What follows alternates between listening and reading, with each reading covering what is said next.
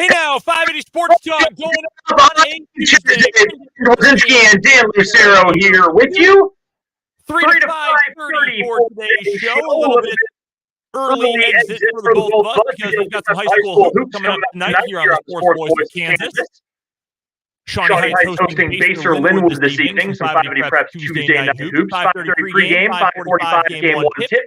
The girls will go first. The boys will follow. So join myself and the coach, Larry Latimer, for that one coming up this evening. We've got a bunch to get to on 580 Sports Talk today. We've got plenty of Chiefs to get to in particular this hour.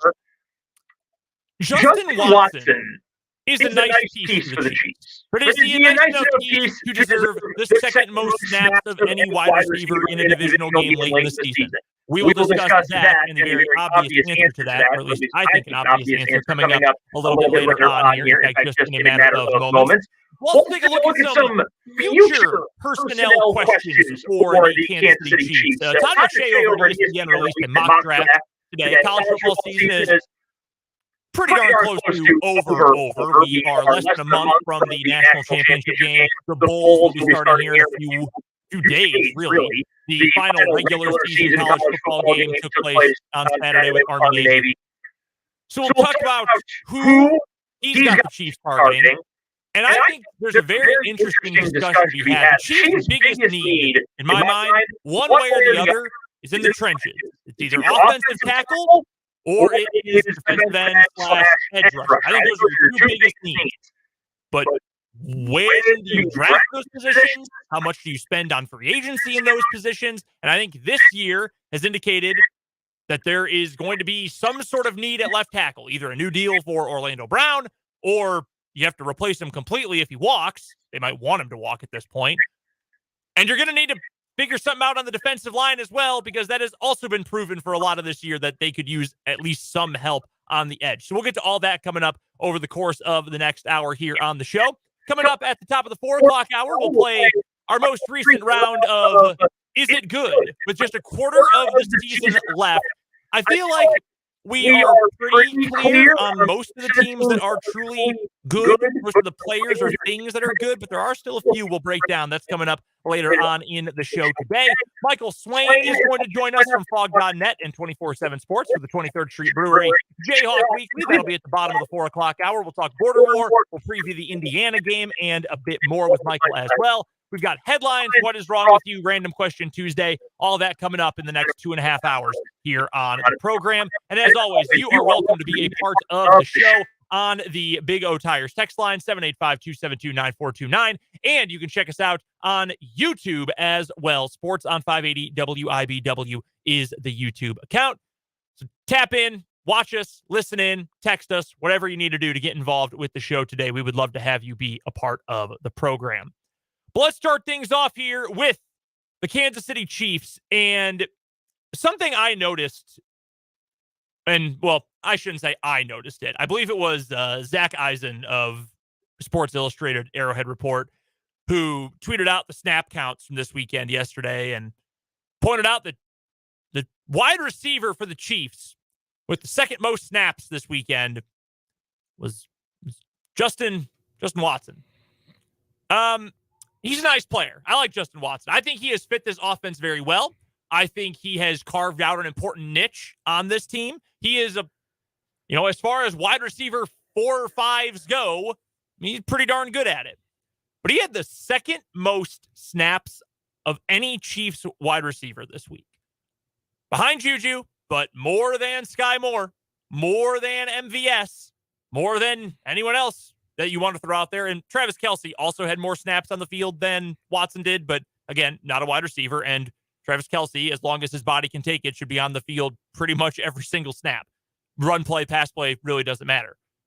But you brought up an interesting point that I think is partially, if not completely, tied to this about not having Kadarius Toney and not having Mecole Hardman out there right now. Sounds like Toney should be back in the immediate future. I would expect him to play this week. I think the way that Andy Reid has shown to handle these kinds of injuries is that when guys are on their way back from an injury, usually they get like a full week of practice, even if they're limited. Even they could practice for a week, but they'll still sit out that Sunday game.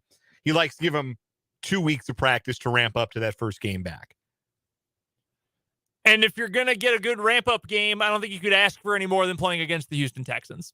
Not really sure you could end up in a better situation than that for your ramp-up game. So not having him, or I should say, getting him back will hopefully help make things a little crisper for the offense. Getting Mecole Hardman back, and again, I find it hard to believe I've ever gotten to a point where I said, man, this offense could really use Mecole Hardman.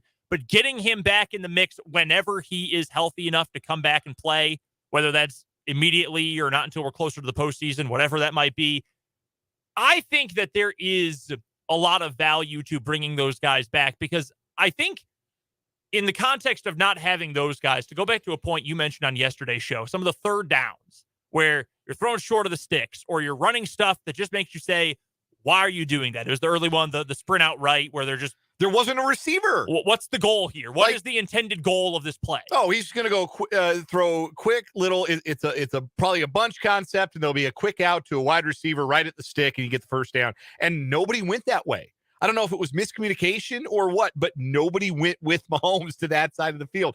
And maybe that's too obvious, because then on the sprint left play on another 3rd and short later in the game, it looked like everybody went left. And there was no outlet for Mahomes to come back to the other direction. So obviously there's got to be a happy medium there. But when you think about plays that the Chiefs have run, pass plays that have been successful in short yardage, the guy at the end of those plays, a lot of the times, well, he's not around anymore. But the Chiefs have speedy wide receivers who are shifty enough in space, not like the guy who's not around anymore, but similar athletically, to the point where those plays should still be successful. You can still get Kadarius Toney on the perimeter. You can get Mecole Hardman on the perimeter, and those guys can make somebody miss or just outrace somebody to the pylon or the first down marker on a 3rd and 4, on a 3rd and 3, to have a different way to keep the drive alive. And that's an element that the Chiefs offense has really been missing here for the last 3 weeks. And so I wonder how different it will look when one and then eventually both of Toney and Hardman are back in the lineup. Because when you watch the Chiefs run the ball the last few weeks, and particularly to finish off that game against the Broncos, I think you see a team that shouldn't have any problem picking up 3rd down and short. Like, you're not gonna get them all, right? Like nobody bats 1,000. But there are so many different ways that the Chiefs have to convert those plays. I think they should feel better about their short yardage running game, confident in their short yardage running game. They shouldn't need any tricks. They shouldn't need any gimmicks. Just speed and power. Like, that's simple stuff. And the speed element of converting on those plays, some of the longer handoffs that extend a defense out to the boundary and create more space for the rest of your offense to operate, I think the Chiefs have missed that element. And I think that tends to hurt when the field shrinks. And when does the field shrink? 1, in the red zone. 2, 3rd down and short. I think having those guys out of the lineup has been the biggest factor that has kind of brought us to a realization or to the realization of what we talked about so much during training camp, during the offseason, about how different this team might look and the sort of personnel this team was bringing in and what they wanted to do with them. We talked about it so much even yesterday, but over time in regard to the running game. And now you've got Isaiah Pacheco, who looks like a real piece. And you've got an offensive line that should be, especially on the interior, good at blocking for the run. I think with how different the offense has looked completely without those guys, without Toney, without Hardman, I think that is a clear example of how much different the Chiefs wanted this offense to look this year, because there is more, just get it to the fast guys in space really quick and make it happen. But more so conceptually than it was specifically in the past, when it was just get the ball to Tyreek Hill. When it was, hey, yeah, get Hill in space. Now it's, hey, we've got multiple guys who can come in jet motion, orbit motion, who we can do fly sweeps, jet sweeps to, who we can throw bubble screens and make something happen. Those little arrow routes make something happen. Now it's more of a conceptual. We can go to either one of these guys. We can mirror them. We could have parallel plays going on either side of the line. So many different things you could end up doing that now they've built so much around that and so quickly, so many things they wanted to be able to do with Kadarius Toney after bringing him in, and so many things they built into the offense when it comes to getting the ball to Mecole Hardman in a more suitable position for his skills than just having him try to run a full 9 route tree. I think they built so much around that you take it away and all of a sudden it's not whole. Something is missing that I would expect this offense is going to take another step forward coming up next week. And again, there's only one team left on the schedule for the Chiefs that, on paper at least, they should have any struggles against. And that is the Broncos when they play them again coming up in Week 17. The Texans defense, bad. The Seahawks defense, as you said, so bad you wanted to apologize to Ken Norton, who previously I'm pretty sure you wanted to burn at the stake. Correct. The Broncos defense is good. And then the Raiders defense, which is not good. What are they, 29th, 30th against the pass? I believe so. And by week 18, the wheels will be completely off. The train will barely be teetering on the track at that point. That could be an all-time Cancun on 3 game for the Raider defense. Especially because the Chiefs are going to probably have something to play for at that point. Yeah. They will probably need, there is a very likely scenario in which case the Chiefs have to win that game or hope for someone else to lose to guarantee the number 1 seed that final week. So they're going to be playing. Patrick Mahomes is going to play in week 18. This isn't going to be a rest and put in Chad Henne game. This is going to be a play Patrick Mahomes as long as you need to kind of game. By the way, I think I saw Chad Henne is one of 4 quarterbacks the Chiefs are one of 4 teams that have not played a backup all year at quarterback or something. Interesting. Wild also that it's only 4. Yeah, 4 or 5, I believe that was the number. But only a handful have played their starting quarterback every single snap this year. Then you get a team like the 49ers who might start a 4th different quarterback coming up this week. Anyway, the point being, I think they built so much around these 2 guys and the more horizontal speed that they have. Not that they don't both have vertical speed as well, but the fact that they can get the ball out quickly horizontally, turn upfield, use their big downfield blockers. Guys like MVS. MVS is a better blocker than he is a receiver, and he's a pretty darn good receiver, although been a little spotty for the last couple weeks. Juju is a great downfield blocker. We know Kelsey is a good downfield blocker. Once you're able to add that element back in, I'm going to have a little bit more comfort in this offense. And again, great ramp-up period against one good defense over the course of the final 4 weeks of the regular season. A texter on the Big O Tires text line, which you can contact us on at 785-272-9429. Texter from the 785 says that Kelsey's getting ganged up on with Hardman and Toney both out. And I think you especially see that on third down because, that's what any team is going to do.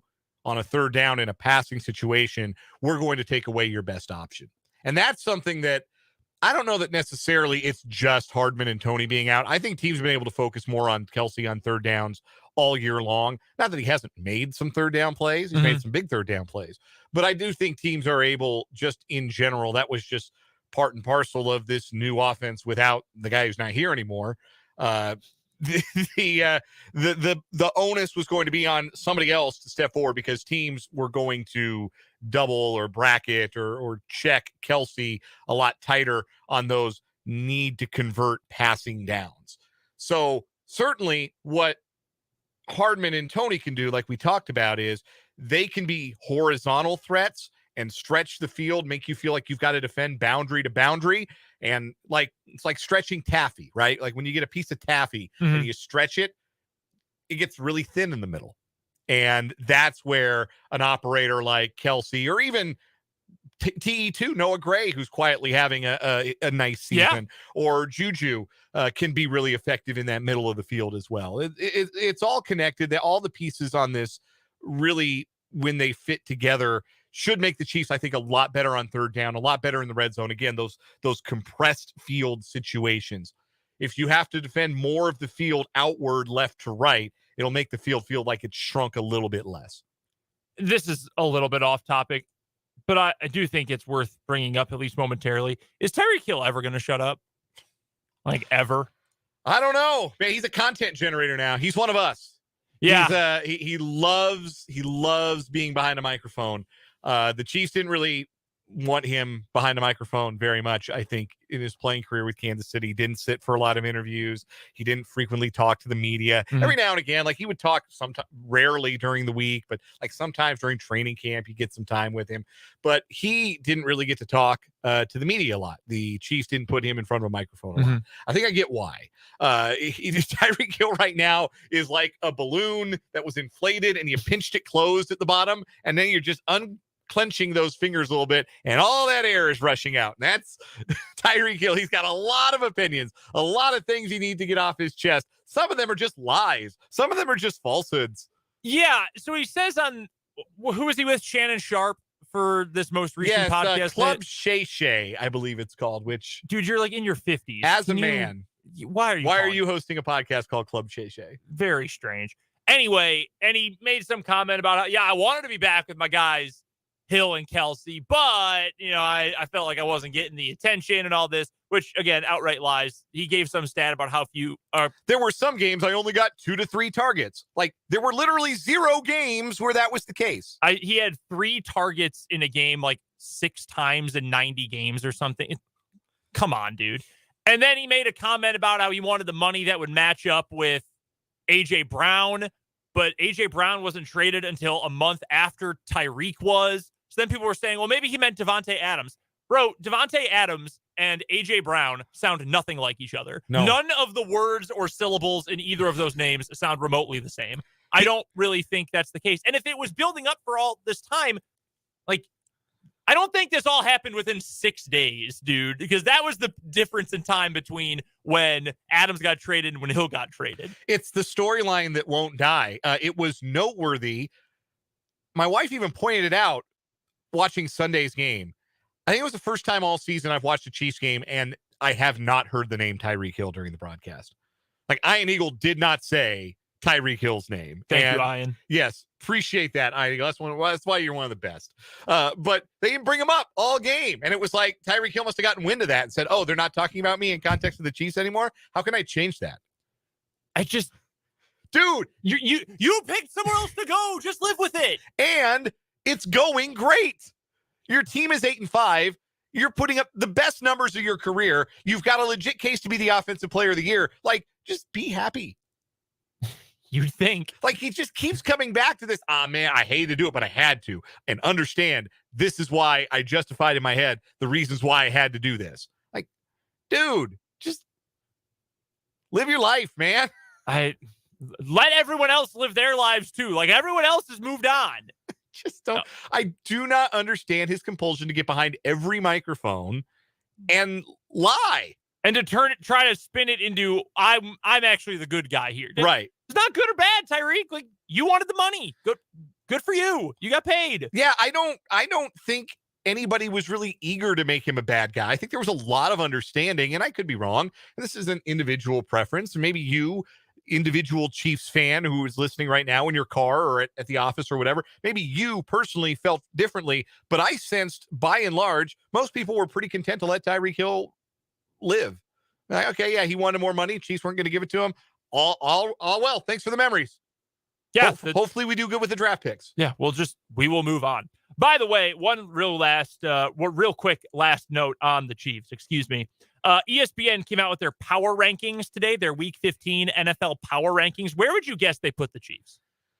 There are 80 people, by the way, who vote on this. Where would I guess they put the Chiefs? If I were power ranking the NFL right now, I would have the Chiefs no lower than 4th. So I will say, like, I could not put them lower than 4th. Yeah. So I will say 4th. Higher than that. They are 2nd. Okay. Only behind the Philadelphia Eagles. Okay. I think that's entirely fair. Look, all the things that we talked about coming out of the Denver game. Oh my gosh, they let the Broncos score 28 points. The divisional game was competitive. They should have put the game away. They should have put it on ice. It's really frustrating to watch them when it feels like they shut off. They are 10-3. Man, there's only one team in the NFL who has more wins. Just one. Like 10-3 is a freaking good record. Yeah, it really is. Like sometimes it helps to take the 30,000 foot overhead view and say they are 10-3. They have beaten some really good teams. The games they've lost have all been close. Like, nobody's run them off the road. Like, pretty damn good football team. By the way, the rest of the top 5, according to the ESPN Power Rankings: Phillies number 1, Chiefs 2, Bills 3, Cowboys 4, 49ers 5. That's interesting. The Bengals aren't in the top 5. The Bengals, because I think you could credibly argue they're playing better than anybody in the AFC right now. They are not even 6th. They are behind the Vikings. What? The Vikings can't play defense. Like, no one will talk about it, and as much as I don't like to, give a bunch of pub to the Minnesota Vikings, their offense had a great game against the Lions. Kirk Cousins probably had his best game of the season. Justin Jefferson set a franchise record in receiving yards. They still lost by multiple touchdowns. They play Missouri Tiger defense. Like, that's all they're doing right now. They have a negative point differential. Like, nobody actually thinks they're good. No, they're not. Go ahead. Put your faith in Minnesota. That's Go just for it. Look, further proof that power rankings exist to get people to hate click them and to send mean emails so that the people that write them can turn around and say, hey, look, people are engaging with this article I wrote. One other thing to note really quickly, they also include their the football power index, which I think is really made up. Like, people say, oh, QBR is a fake stat. No, the football power index, that's your made up ESPN stat. Where do you think it ranks the Chiefs' offense, defense, and special teams relative to the rest of the league? Offense, I'm going to say 2nd. They've got the offense first. Okay. Defense, I'm going to say 23rd. Defense, they have 15th. 15. Yeah, which is, again, proof it's a fake stat. Special teams, 12th. 31st. Okay. I don't know anything. They are not feeling the Chiefs special teams. Here's speaking of Chiefs Texans on Sunday, a little breaking news for you. Oh, from Mark Berman, who is sports director of Fox 26 in Houston. NFL source telling him that Texans running back Dameon Pierce has a high ankle sprain that could cause him to miss as many as 3 games. That would certainly put his availability for Sunday in major question. You may know Dameon Pierce as the Texans offense. He's really good. He's a really nice player. Came out of Florida. Was not super well used when he was at Florida. Shout out Dan Mullen. The Chiefs spread is currently -14. Yep. I will take that. I will take -14. Dameon Pierce has 939 of his team's rushing yards. The rest of the team combined, everybody who's taken a carry, has 230 rushing yards. That is the worst team. That's one of the worst teams that I can remember in the last few years. Like, winless Browns, and then it might be this year's Texans right after. And I think Rex Burkhead is hurt too. No, he did. He played last week. So yeah, get ready for a lot of Rex Burkhead and Dare Ogunbowale. Those are going to be your running backs. They just waived Eno Benjamin today. They had picked him up off of waivers, and they waived him right back. We'll take a quick timeout. We've got more Chiefs to get to coming up later on this hour. Right now, though, after our first commercial break of the show, we'll play some Random Question Tuesday here on 580 Sports Talk.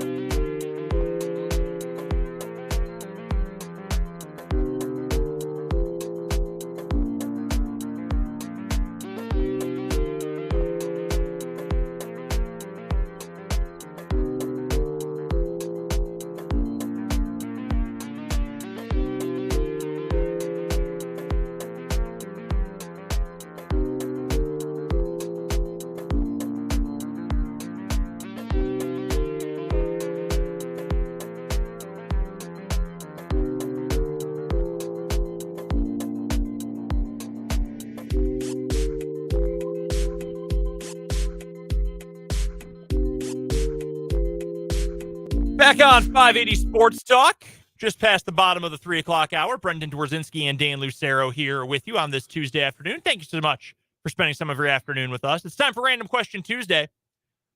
I thought of this when I saw yet another quote from Bill Self about how much he loves Dajuan Harris, who I wouldn't even necessarily call like an unsung hero at this point because Bill Self never stops talking about him. And Bill Self is singing at the top of his lungs about Dajuan Harris.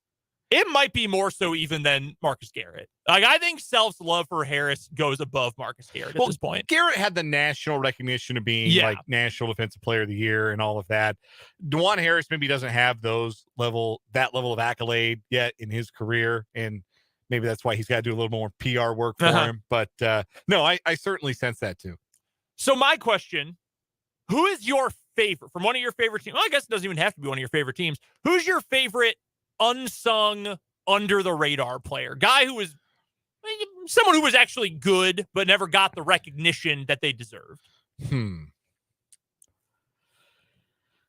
I'll tell you, when I was living in Wichita, I lived in Wichita, worked in Wichita, covered Wichita State basketball, coming out of the Final Four year, the 35-0 year, Fred VanVleet, Lee Anthony Early, Ron Baker, those teams.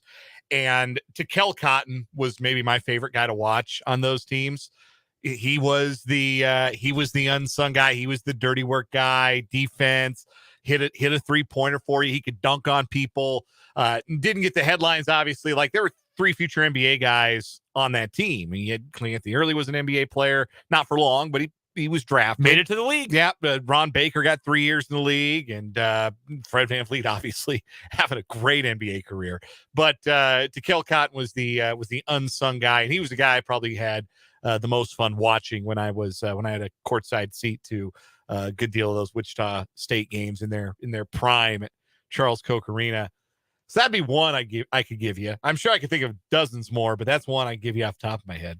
Number one for me, it's another KU player, Landon Lucas. I love Landon Lucas. And every year, for at least his last 2 years, it was, start the season, and there'd be some question about who should be the starting 5, the 5-man, and it was, oh my God, it was our best option, Lucas. Good Lord. Landon Lucas was a walking double-double his senior year. He was one of the best rebounders in the entire country, let alone in the Big 12. He was a great player. He had great chemistry with Graham and especially with Mason and Josh Jackson, all those dudes his senior year. He was such a good player, such a freaking good player, and not flashy because all he did was lay up or catch lobs or just grab defensive rebounds, but he was so good at it.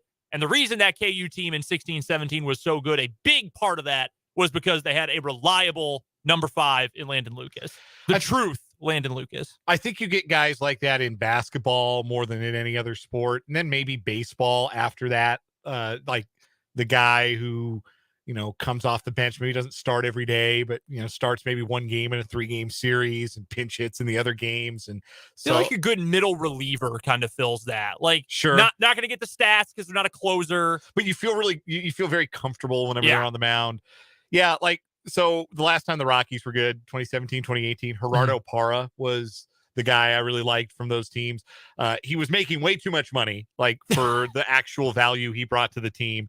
And his first year with the Rockies, he was an everyday player, and he was stretched an everyday player, and he was awful. He was terrible. He got hurt.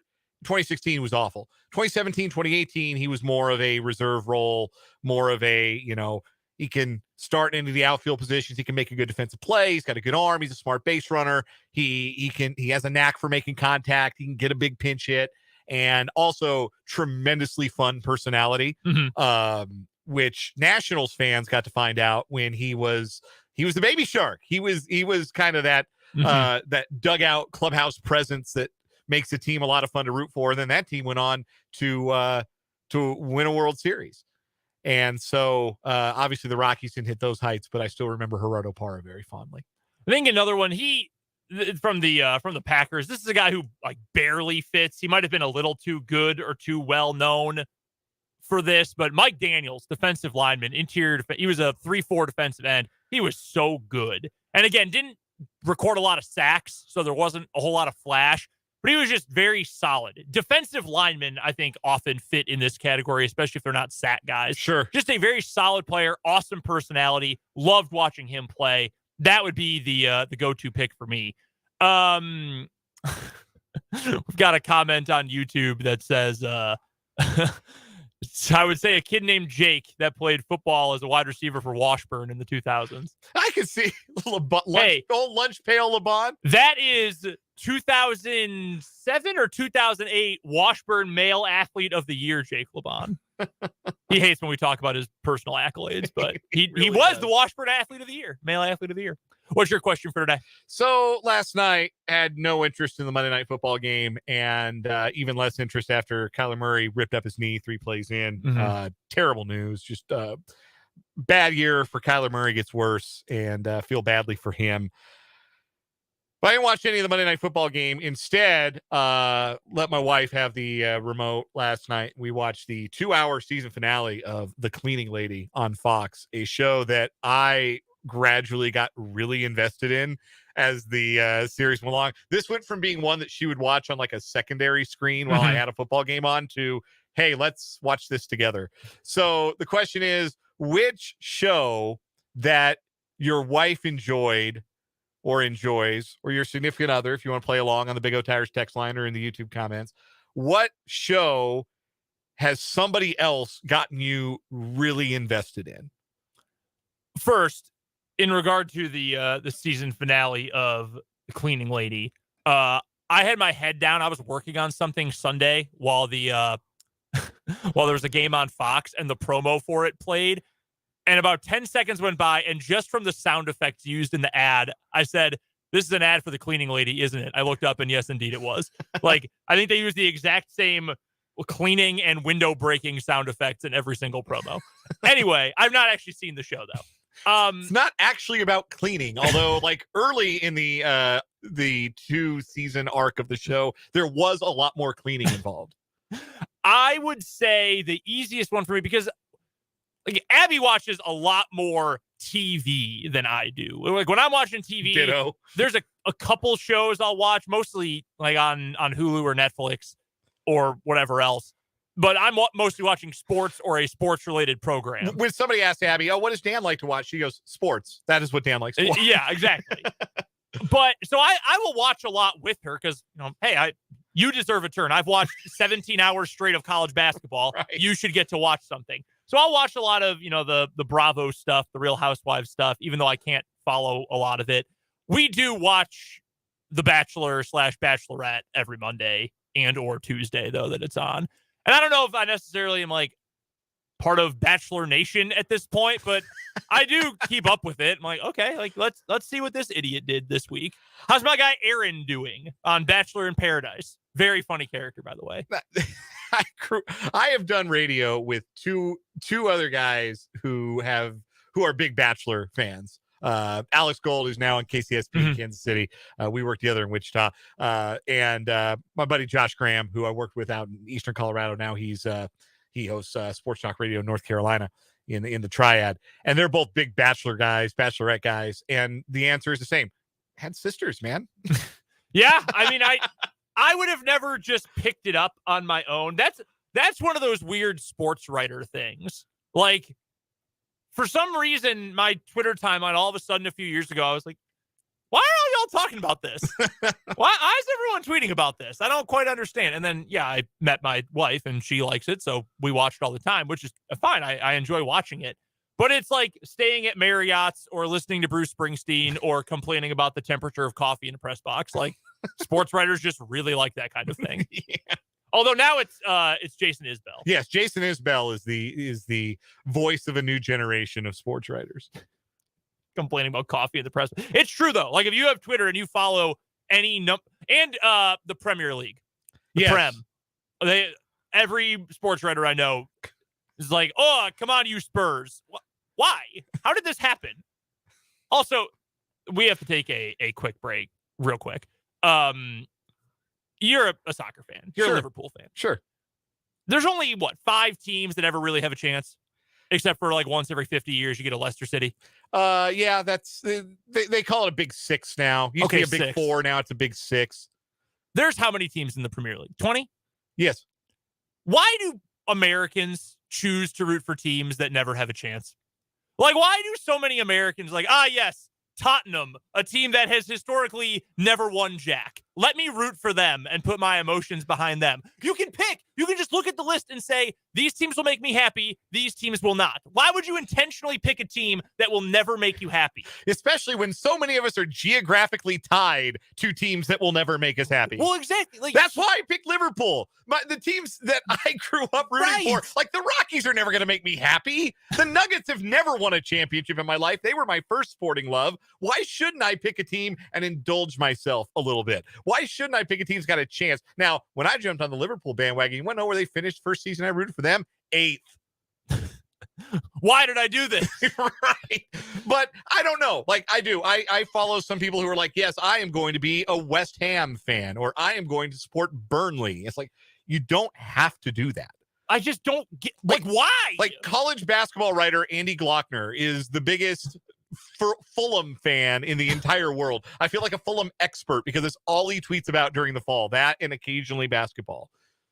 But like, why would you choose that? Like, they go up and down. They get relegated, promoted. They're a yo-yo club. Don't put yourself through that. If you have a choice, root for a team. Like, that really ought to be a lesson for all of us. Like, those of us who are out there, maybe you're listening to us, you're in this area, you're from this area, you grew up near this area, you grew up in the Kansas City area, and you love the Royals. And the Royals have brought you some high points. Yes. Granted. But mostly it's been a lot of lows, right? Yeah. You would certainly say, if you were my age, for instance, if you are of my cohort, a lot more lows than highs in the Royal fan existence. Like, just walk out. You can leave. You can root for someone else. But we feel like this geographic kinship to our home teams. And trust me, I get it. But yeah, if you've got a chance to root for a team that isn't buns in a sport where, like, in a country that you've never been to, like, why wouldn't you take that opportunity? Why would you say, yes, I'm going to root for Everton? Abby's been she loves football, but has never really had an NFL team. I mean, she grew up in Eastern Washington, 6 hours from Seattle. Like, she had no ties to Seattle for the Seahawks. She grew up in Iowa, and she was born in Central Illinois. Like, she didn't have ties to any of these. Her dad's a big football fan, but never had his own, like, NFL team. Mm-hmm. So I asked her just the other day, I was like, hey, like, outside of Green Bay, because you're forced to like them because of me, but, like, who is your favorite team? And she said, well, I like watching this team, or I like watching the Bengals. I was like, if you don't have a favorite team, you should always just pick a good team or a fun team. Right. Why would you, oh, you know what? I'm going to be a Marlins fan. Why? Why would you ever do that? I knew someone who willingly chose to be a Bobcats fan when they still existed. Why? We put the scarlet letter on people who are bandwagon fans, right? We say it's like the worst thing you can be. But you know what a bandwagon fan is more often than not? Happy. Kidding. Happy watching their team that they like play sports. Unbelievable. Hey, we have to take a quick break. We'll come back, though. First mock draft of the year came out, but I do think there's a reason to tie it back to the Kansas City Chiefs. We'll tell you why next on 580 Sports Talk.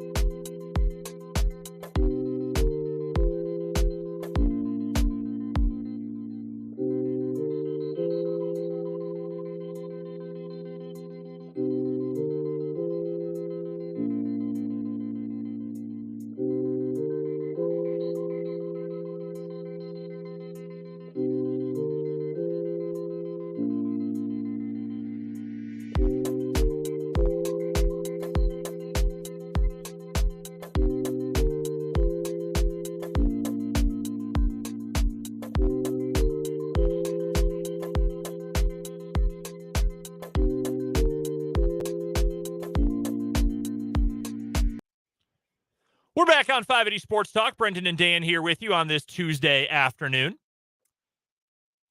Todd McShay of ESPN put out his first mock draft of the year today. A few picks at the top, pretty obvious. I mean, I think everyone sort of assumes who the top 4-ish players off the board are going to be in some order. In all likelihood, it'll be Bryce Young and C.J. Stroud, the quarterbacks, and then Jalen Carter, the defensive lineman from Georgia, and Will Anderson, the edge rusher from Alabama. That feels like in some order, it's going to be the top 4. Maybe someone trades up, maybe someone trades out, whatever. All of these early season ones, and the ESPN guys, or maybe some of the other big networks, they always have 1 or 2 picks in these mock drafts that are just outrageous. They're just totally off the board. Like, Tom McShay's got Bijan Robinson going 5th overall. Could the Eagles use a stud running back, especially because Miles Sanders is going to be a free agent? Sure, that'd be a great fit. They're not spending the 5th overall pick on that. That's just ridiculous. No. But as it pertains to the Kansas City Chiefs, Todd McShay has them going with Jared Verse, a defensive end from Florida State. Mentions that, hey, Carlos Dunlap is only under contract for this season. After next season, Jones and Clark are set to be free agents. Now, that's not really giving you the full context. Frank Clark's gone after this year. I think most people believe that to be the case. And Chris Jones is either going to be cut this year or get an extension. And at this point, I think he needs an extension. Yeah, I can't imagine. You can argue it, really. Yeah, I can't imagine the Chiefs wanting to move forward without Chris Jones. That seems not feasible. But still, Dunlap likely not coming back. Frank Clark almost certainly not coming back. So you're left with one last year of Mike Dana and then George Karlaftis and Malik Harris. Josh Kando. Yeah, those guys. You need help there. But I also had this thought because I saw another mock draft from Rob Rang at Fox Sports from a few days ago that had the Chiefs going offensive tackle in the first round, late in the draft, 30th-ish pick, because they're going to need to find a replacement likely for Orlando Brown. The Chiefs are going to be in an interesting spot here. I think left tackle and defensive end, pass rushing defensive end are going to be their 2 biggest needs this offseason, bigger than anything else. I mean, running back, you're set. Quarterback, duh. Receiver, re-sign Juju Smith-Schuster, boom, you're set. You're good to go. Kelsey, obviously, at tight end. The rest of the line looks fine. I guess you'll probably need to figure out right tackle, although you do have Niang around. It sounds like he's kind of out of favor, but you have him around. You've got Kennard on the practice squad, or I guess he's not on the practice squad, but he's inactive every week. You've got options at right tackle. Left tackle, you're either going to bring back Orlando Brown at a way cheaper deal, or you're going to have to straight up replace him. Or what if the left tackle for next year is already on the roster? What if it's Joe Thuney? You could move Joe Thuney over there. That is also a possibility. And then you might need some help at guard. But guard, then, if you're talking about the draft, you can fill that spot a little bit later on. So that's also possible. That could certainly be in the cards.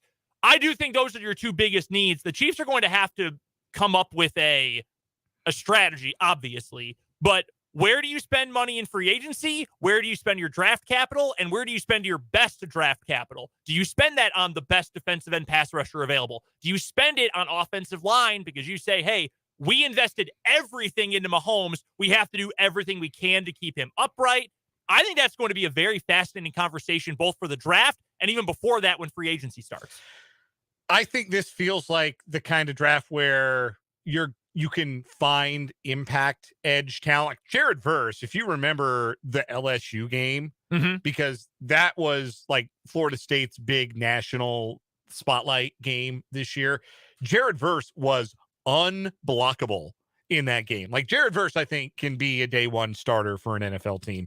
And if he's the kind of guy that you can get at edge late in the first round, then that's something the Chiefs should have an eye on. If that's the caliber of player that's going to be there at that position, because you cannot have too many pass rushers. We say it time and time again, and the Chiefs pass rush keeps being found, even though they are sacking the quarterback this year more than they have in the last 2 seasons. The raw sack numbers are better. The play-for-play pressure just isn't there from the front 4. They are lacking that depth and that ability to just get after a quarterback with their front 4. So I am of the belief that that is the biggest need, that if the Chiefs, that any team is going to build out a defense, a championship caliber defense, that's where it starts. It starts up front. It starts with the ability to create pass rush with 4. Chiefs don't really have that ability right now, and need to address it. And given the fact that this draft looks like it's going to be pretty deep with edge rushers to where you can find a day one starter late in the first round where the Chiefs would project to pick, that's the direction I think they ought to go.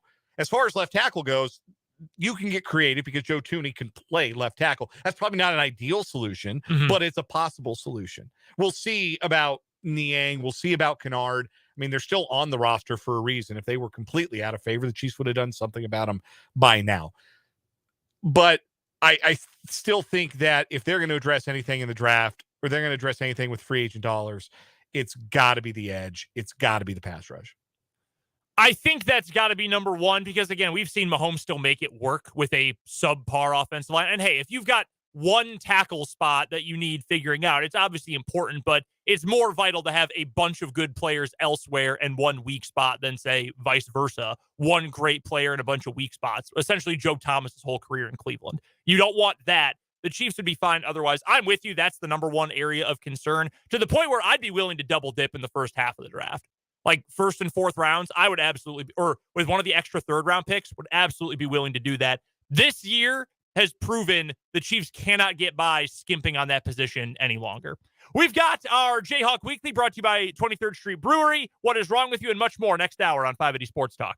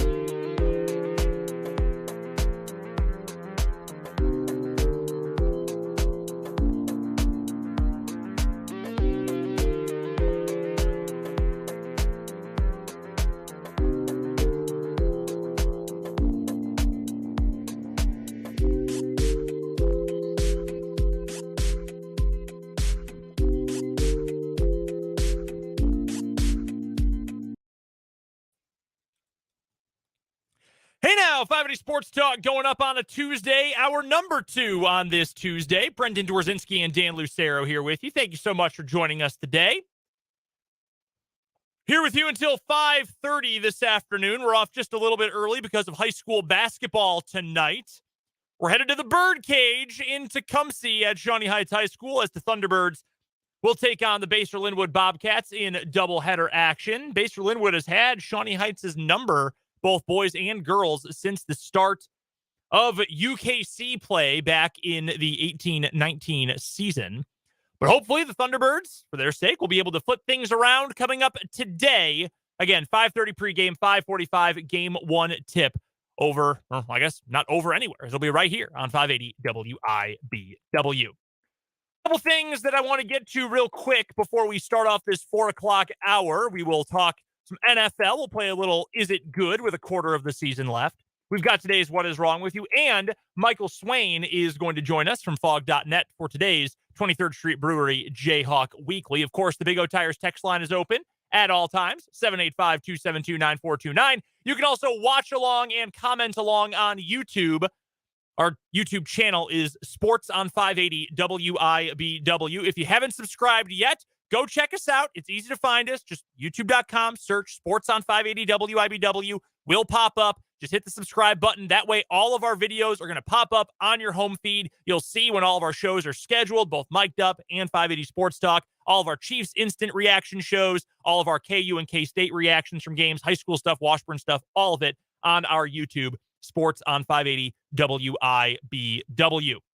Should also note that as of today, right now, this is a first. I did not know this was happening even until right now.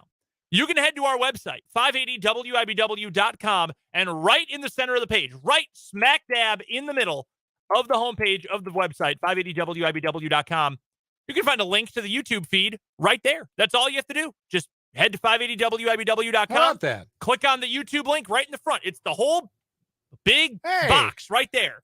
My face and Dan's face right there, center of the website. Just click on that, and you will be able to see the YouTube feed right there from 580WIBW.com. We're here to make things even easier for you. Fewer places you have to go to. Now, you do still have to go to YouTube to comment if you want to be a part of the commenting group in the comment section. But if you're just wanting to watch passively, if you will, just want to see us and listen in while you're on the website, you can do that, 580WIBW.com. Also, I know Jake and Fulton talked a lot about this earlier today. It is probably the biggest story in the sports world, but I wanted to get to it real quick because I won't be around for headlines today. I'll be on my way to Shawnee Heights. Thoughts and prayers and condolences to the family of Mike Leach, who was officially announced this morning that he has died at the age of 61. One of the most, and this is not hyperbole, I think it's easy to be a prisoner of the moment. Without a doubt, one of the most influential coaches in the history of football, not just college football, period. A guy who coached at a bunch of small schools, worked his way up, eventually became a head coach at some really desolate places and found a lot of success. The two most isolated teams, I know in the Power Five, it might be all of FBS. The two most isolated programs are Texas Tech and Washington State. They are so far from everything. Lubbock at least has a good number of people. I mean, it's something of a center in that part of West Texas. There ain't anything around Pullman. It's an hour and a half to Spokane, and that's it. There's nothing anywhere else around Pullman, Washington. And let's also be realistic here. Starkville, Mississippi, not exactly a boom town. Yeah, they call it Stark Vegas, but it's at least a little sarcastic. And by a little, maybe entirely sarcastic. And he coached at those three places and won nearly 60% of his games in the process. It's incredible. It is truly incredible. And you can look at the history of what those programs have been just over, even when you look at like the modern, what you would consider the modern era of college football, what those places have done when Mike Leach has not been their head coach, it ain't winning 60% of their games. It's Cliff Kingsbury and Paul Wolf and people like that. Like it's tough. Those are a hard couple of places to recruit. Those are a hard couple of places to get players to come to. really hard places to win. A truly incredible coach in terms of actually coaching games, but in terms of just developing the sport of football and improving upon it and innovating within the sport of football. The air raid concepts can be found everywhere. Everyone runs something that includes concepts from the area. It was born out of the flex bone. It was very similar conceptually, except instead of running, you're throwing the ball. But you only have a handful of plays. Mike Leach's play card was like an index card. It was a folded over piece of notebook paper. Andy Reid's got, the Carabas menu in front of him, whereas Mike Leach, just tiny little card, and it's different college for the pros. I get that. But hey, we've got like 6 plays, and if we're going to add something new, that means we're going to take something out, and we're just going to do it better than you. Like Army, we're going to run the ball, and we're going to block. We're going to do those cut blocks, and we're going to block downfield, and we're just going to do all of it better than you, and that's how we'll win. That's what it was born out of, and the principles are now everywhere, all over football, high school, 7-on-7, NFL, college football, obviously. He's a complicated guy. Again, I mentioned this yesterday. Maybe he had some personal beliefs that rub people the wrong way. Who doesn't, to a degree? Obviously, an incredible quote, very insightful. Someone who I always appreciated because he seemed to be, loved his family, loved to be curious about things and learn about things. And that's a big loss for the football world. And thoughts and prayers go out to his family, his wife, and their 4 kids. And, man, they were together for over 40 years married. How about that? 61 years old, Mike Leach, one of the best coaches of all time, unfortunately, died this morning at the age of 61. What a career. What a football life. That dude was coaching at Iowa Wesleyan and Valdosta State, coached in Finland for a while. Yeah, coached in Finland. You didn't play college football. You went to law school. And the seeds of his coaching tree, they are all over the place.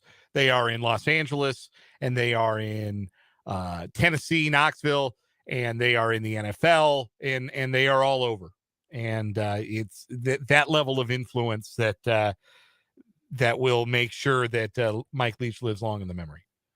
I believe it was Pete Thamel who tweeted this out in regard to his coaching tree. The tree includes Lincoln Riley, Dave Aranda, Sonny Cumbie, Dana Holgerson, Seth Luttrell, Art Briles, Ken Wilson, Neil Brown, Josh Heupel, Eric Morris, who played for Leach, coached under Leach, and as of today has been hired as the new head coach at North Texas, replacing Seth Luttrell, another Leach guy. Sonny Dykes, Cliff Kingsbury, Ruffin McNeil, Wes Welker played for Mike Leach. He's in the coaching ranks now. Robert Anai, Bill Bedenbaugh, Alex Grinch. That might not be a pro at this point, but you get it. I mean, his coaching tree is everywhere. And it is a huge loss for the football community, for the sports world. What a truly monumental loss for football. And again, thoughts and prayers go out to his family. I know if you heard Mic'd Up today, you heard some audio, some of the best of Mike Leach quotes. If you missed any of those, head to our website, 580wibw.com. The Mic'd Up podcast page should have all of those up. We did want to get to some NFL talk here. Wanted to do a little, is it good, with a quarter of the season approximately left this year. Nothing Chiefs related for is it good this week. I think we're pretty set on knowing what the Chiefs are and what every component of the Chiefs is at this point, and really for most of the AFC West. But there are a couple here. You came up with a few. I came up with a few. First one I've got for you is the Baltimore Ravens. And I think for some of these, you have to kind of adjust on a curve. Like, yeah, they're 9-4. Yes, they're obviously good. Similar to if you said, yeah, the Vikings are good. I don't trust them, but they're good. They keep winning. They're 10-3 through 13 games. But the Baltimore Ravens, we talk about, the Bengals are on the come up. They haven't even won their division yet. That's not going to be a sure thing that they win their division. Baltimore still has a chance at that. We talk about Miami. We talk about Buffalo and Kansas City, obviously.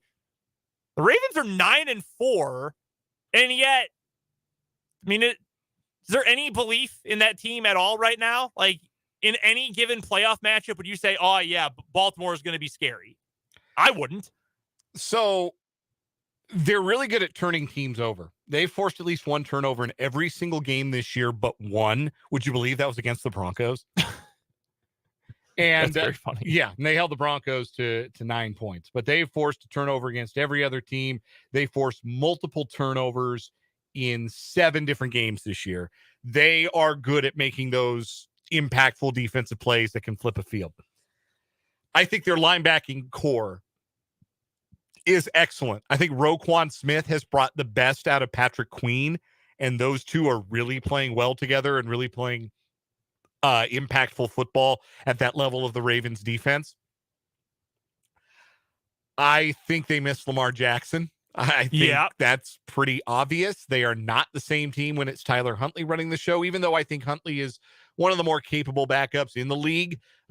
His status for Saturday, they play Saturday against the Browns, is very much up in the air because he suffered a concussion on Sunday. If he can't go, former Washington State quarterback Anthony Brown is going to, or Oregon quarterback, Eastern Washington quarterback Anthony Brown is going to be the guy. Boston College, that's where he started.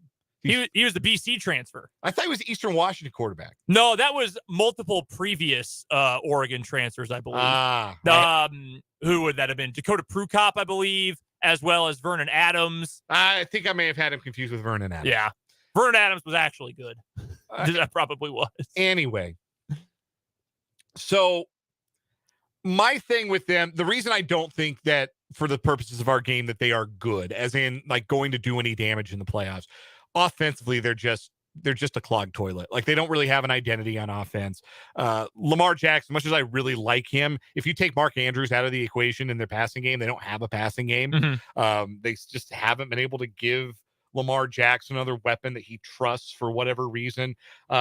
They run the ball pretty well. They still have some good running game stuff, but I just think that their formula for winning is turn the other team over.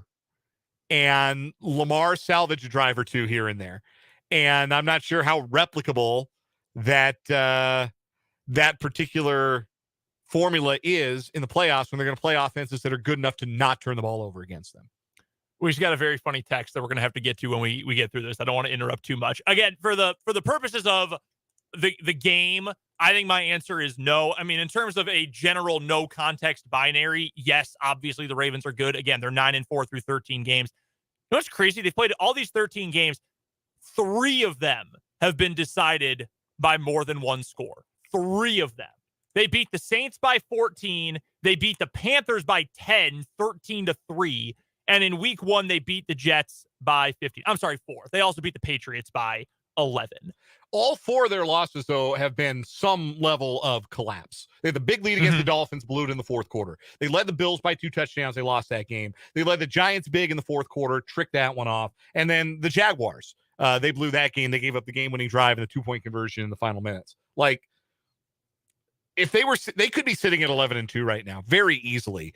If they'd just been average on defense in the fourth quarter, if Lamar Jackson hadn't made that terrible turnover against the Giants, or a terrible turnover he made against the Jaguars. Yeah, really. You know, they could easily have a much better record. So their record is deceiving, I think, in both directions in some ways. And I mean, if you just looked at the scores over the last 4 weeks, it is about as uninspiring as you could possibly get. But here's the thing. They play the Browns on Saturday. Mm-hmm.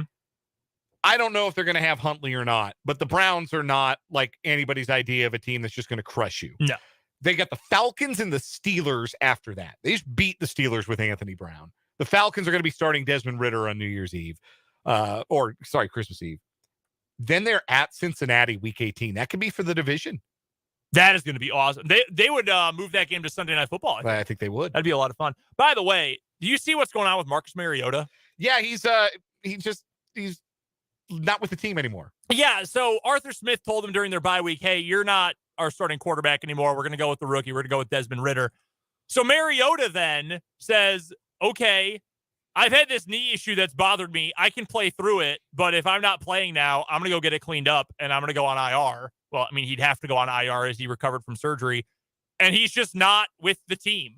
I guess he just had a child, and he's going to go hang out with his partner. I don't know if he's married or if it's a girlfriend or what, but his partner and their baby, and rehab his knee, and that'll be it. And that's just it. He is no longer going to be with the team. Very odd. Only the kind of thing that could happen to a bad team, and specifically a team like the Atlanta Falcons.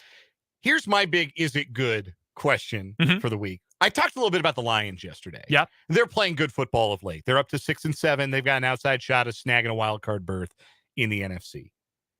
Jared Goff right now ranks in the top 5 in the NFL in both of the Football Outsiders passing metrics, DYAR and DVOA. Mhm. He's 3rd in the first one. He's 4th in the latter. He has played like a top 5 quarterback this year. He's putting up some big numbers. Jared Goff, is he good? I was late to jump on the Jared Goff sucks train. I think by last year, or even by the very end of his time in LA, I had kind of gotten to, all right, yeah, this guy, he clearly ain't it. He had some moments in LA. He is thriving right now in Detroit. Even after starting the year not super hot. I mean, they went 1-6. He was a big reason why. Everything was a reason why at that point. I think, at least given the small recent sample size, you have to say yes, right? I mean, top 5 is top 5. I don't care if it's gimmicky. I don't care if it's because it's just a down year for offense everywhere. Top 5 is top 5. And I'm leaning toward yes, man. They play probably... I mean, shoot, right now, is there any team that's playing more fun football than the Lions? And that's ridiculous to say, but it's true. They've got a lot of fun gizmos in that offense, don't they? They got 2 good running backs. They just got Jamison Williams to add to Amon-Ra St. Brown at wide receiver. They've got some toys for Jared Goff to play with, and he's always been a pretty good downfield passer. Like when you give him a chance to air it out, and he's behind a really good offensive line. Really good offensive line. So those things are all a factor. Here's, though, the thing that jumps out to me. The last 3 games, he's been awesome. 23 of 37 for 240, 2 scores against Buffalo. 31 of 41, 340, 2 scores against Jacksonville. 27 of 39, 330, 3 scores against Minnesota. You know what all 3 of those games had in common? What they have in common? They were indoors at Ford Field. They play in New York against the Jets, and then they go to Carolina, who's got a sneaky tough defense. Yes. In their Christmas Eve game. I am holding off on buying any Jared Goff stock until I see him be able to do it outside. Like, there's something to be said for indoor offenses, and that is what the Lions have at Ford Field. They are built for speed. They are built to be a really good indoor team. And I think that they have been. They have proven that they can be that. Can they go do it outdoors? Let me see that they can go do it outdoors. Because the last time they were outdoors, Jared Goff against the Giants, 17 of 26 for 165. No, I think that's entirely fair. It is. And you're right. Carolina is kind of sneaky competitive. That'll bring me to my last one. You put this in our notes. I had the exact same thought. This is the one that made me think while putting the show notes together, ooh, we should play this game today. Steve Wilks as the head coach of the Carolina Panthers. Steve Wilks. So his resume going into this season was one of the worst one-and-done head coaches in NFL history, certainly in recent memory. He appeared to be completely overmatched in his year coaching the Cardinals. He took over after Matt Rule got fired, and the Panthers have played themselves into a spot where they could conceivably win the NFC South because by rule, somebody has to. They beat Tampa Bay at home under Wilks. They beat the Falcons at home. They beat the Broncos, dominated the Broncos at home. Then after their bye week, they went to Seattle, notoriously a tough place to win, and they beat the Seahawks. And they've done it because they developed something of an identity behind their running game. Deontay Foreman, Chuba Hubbard, Raheem Blackshear.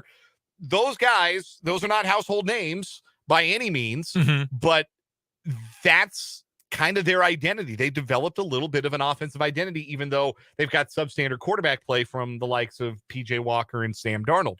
So I give Steve Wilks credit for rallying his team and getting them to play some inspired football and doing so in a way that feels like is the identity that Matt Rule probably always wanted to cultivate for this team. He is clearly inspiring these guys to play football in a way that just didn't click for them under Matt Rule. So I give him credit for that. Do I think then that the Panthers should give him their long-term head coaching job? I still say no. I still feel like they can do better. But if they mess around and win the NFC South, they may not have a choice. Well, there's the thing. They might, this is the situation Texas Tech wanted to avoid with Matt Wells last year, right? They didn't want him to be too good that they didn't have a choice. I mean, Carolina's remaining schedule, they've got the Steelers and the Lions at home, then at the Bucs, at the Saints. Saints aren't going to be playing for anything. The Bucs are miserable. The Falcons aren't going to be playing for anything. And the Buccaneers, by the way, they're one game ahead of Carolina. Carolina already has a win over them this season. their remaining schedule, the Bengals, not a team you want to play right now if you're the Bucs. The Cardinals, The Panthers and the Falcons. There's a very clear path for the Panthers to still win that division. It might not be easy, but it is certainly doable at this point. You might be forced to keep him. I don't think he's a great coach. I think he's not Matt Rule. Yeah. And I think that's the biggest reason. Yeah, why. that might be his biggest benefit, is just not being the guy before who just did not resonate clearly in an NFL locker room. Let's take a break. When we come back, we've got today's What Is Wrong With You here on 580 Sports Talk.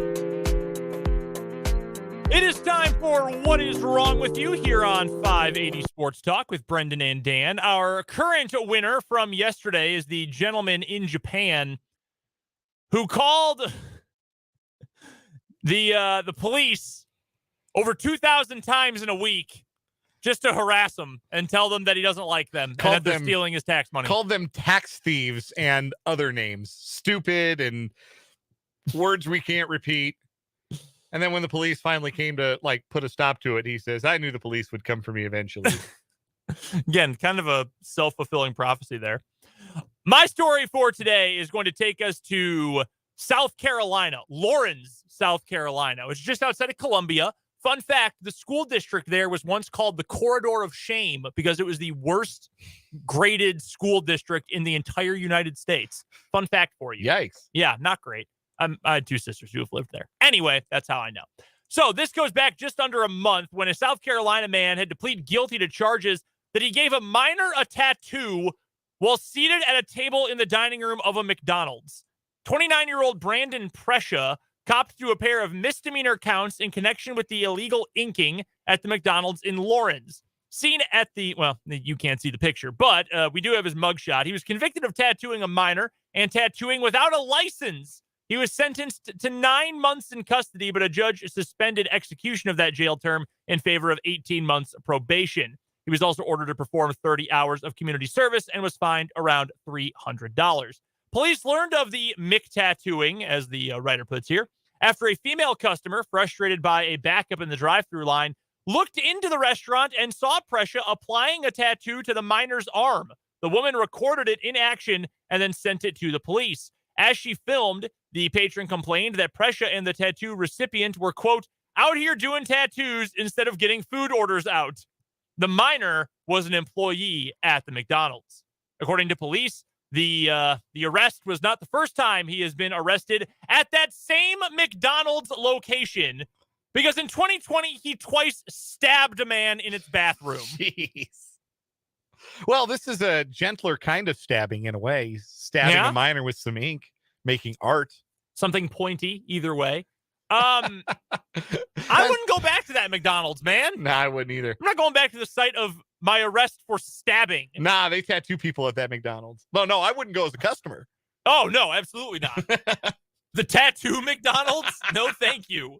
No, thank you. I feel like every town that has multiple of the same like chain location, they've got nicknames for all. Like, oh yeah, no, that's the McDonald's. You know, as Lil Gotti would say, that's the McDonald's with the fresh McChicken. Yeah. Shout out to the one on 6th in Lawrence. This is the tattoo McDonald's. Also, the stabbing McDonald's. Yes. Involves the same guy. Why are you couldn't you like do it in the back if you're gonna illegally tattoo someone, or just, I don't know, go elsewhere? Go to somebody's house. Yeah. Hey, dude, it's like late at night. Shift's about to end. I'll meet you in an hour.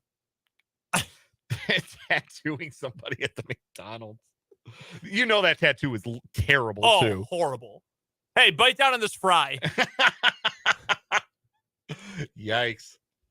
All right. For mine, we're going to Miami, where a South Florida woman claiming to be a psychic has been sentenced to federal prison, along with her partner, for conning a woman out of more than $3 million. Oh, one person? Yes.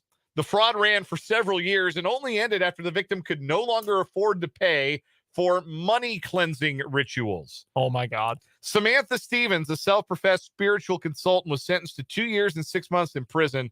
Michael Paul Guzman was sentenced last month to 3 years and 2 months. Both had pleaded guilty to money laundering in Miami federal court. The 51-year-old Stevens and the 42-year-old Guzman also agreed to pay nearly $3.2 million in restitution. According to court documents, Stevens was portraying herself as a psychic and fortune teller in 2012 when she met a victim in Miami. Stevens gained the victim's trust and convinced her that a curse had been placed on her and her family. Stevens claimed she needed to perform rituals on large sums of money in order to lift the curse. The victim was told that failing to do so would result in harm to her and her family. The rituals included actually having the money spent on vehicles, property, and casino gambling. The relationship lasted until 2016 when Stevens cut off communications after the victim could no longer pay for the rituals. Once Stevens severed the relationship, the victim contacted federal law enforcement. The first 2.9 million, no worries. After I sent that last payment, you didn't call me back. Now it's for real. Like, why couldn't you do this ritual with like a 20? Some coins. Yeah, why couldn't you have done this ritual with like, I'll give you a stack, but I'm not giving you $3 million. It's not working. Like, how did they maintain it for so long? Man, 4 years. Yeah, 4 years. That woman, like everything that went bad, she probably thought, oh man, this is the curse. Gotta send some more bills. I got a paper cut. That's the curse. I gotta give Samantha Stevens another 20 grand to do a ritual over. My kids got sick. It's the curse. Oh my God, what an idiot. If you are convinced that you are cursed, you are convinced that anything is a result of the curse. Yes, like true. Your lottery numbers didn't hit, you're cursed. You had to sit at a red light for too long, you're cursed. What an idiot. 4 years and $3+ million. Unbelievable. I gotta believe that both of these people really were just amazed how long they kept it going. Oh, I'm sure. I would imagine that happens in a lot of fraud cases. Oh my God, they keep falling for this. Let's keep doing it. Who you got for today? Wow. There's a lot wrong with everybody involved, particularly the person that got scammed, I think, in Yeah. some way as well. So I'll go with the McDonald's tattooer. Yeah. The McTattooist, as Vance puts it in the YouTube comments. The fact that he went back to the McDonald's where he stabbed someone, like, you want to talk about a curse, bro? That McDonald's, get out. Do not go back. Like, they ain't got a Burger King or somewhere else. Can't go hang out at the Wendy's. Right. Does that be? I'm with you on that one.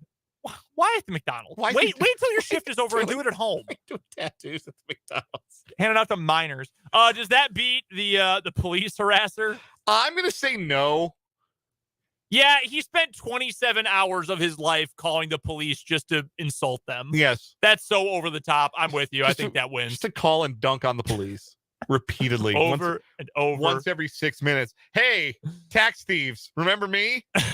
That is our winner in What Is Wrong With You. I'm on my way to the birdcage. Dan's got you the rest of the way. Michael Swain of Fog.net joins the show next here on 580 Sports Talk.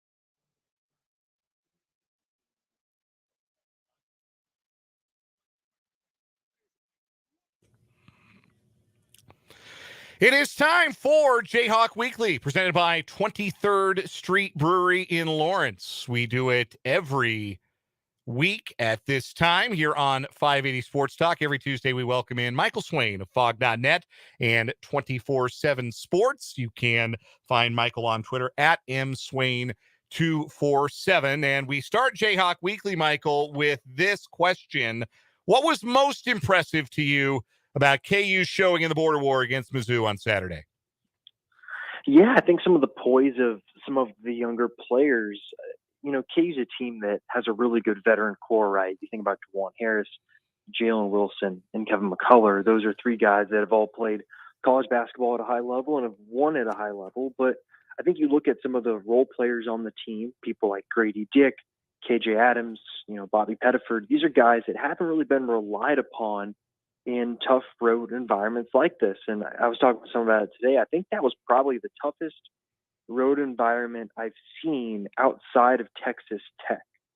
So that puts into perspective, I think, how raucous it was in there and how aggressive it was in there too. And I think that for Grady Dick to come out and score the way he did right off the bat, knock down the shots that he did, then KJ Adams to come alive there later in the first half and kind of carry that over into the second half. I think for me, that's just the most impressive part because you don't know how these guys are going to react to these situations. That 2019 team went 3-8 in road games. And you wondered if maybe this team would have similar struggles, considering it's kind of a similar deal with, coming off of a Final Four that time and having maybe a little bit younger core. So I think for me, that's probably just the most impressive part is how some of those younger guys that haven't been in these situations before, how they were able to handle themselves. This game is kind of already going down a little bit as the KJ Adams game, one of the best games of his young KU career. And it was a great matchup for him because Missouri wasn't big enough to play him off the floor.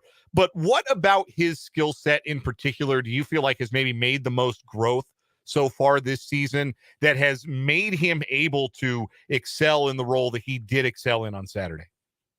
Well, I don't think this is something that's specific maybe even to KJ Adams. I think this team overall has kind of learned how to play together and play with him at the five, right? This is just such a different looking offense than it's really ever been under Bill Self. And we've seen some sprinklings of kind of the post steal and some post ups, but this is nowhere near as many post ups as you've seen with guys like David McCormick or Udoka Azubuike at center. So I think this is a team that as this season has progressed has learned, okay, we're going to do a lot of pick and roll. Well, with KJ in the game, we're going to do pick and roll. And if you get KJ the ball early enough, he's someone that can make plays as well, in addition to Juwan Harris. KJ is the third most assists of anyone on the team. I think his passing has been really impressive this season, and it's led Bill Self to compare him to a young Draymond Green. So I think for me, you look at what KJ Adams showed, I think it's the culmination of the first kind of month or so of the season of the team, I think, figuring out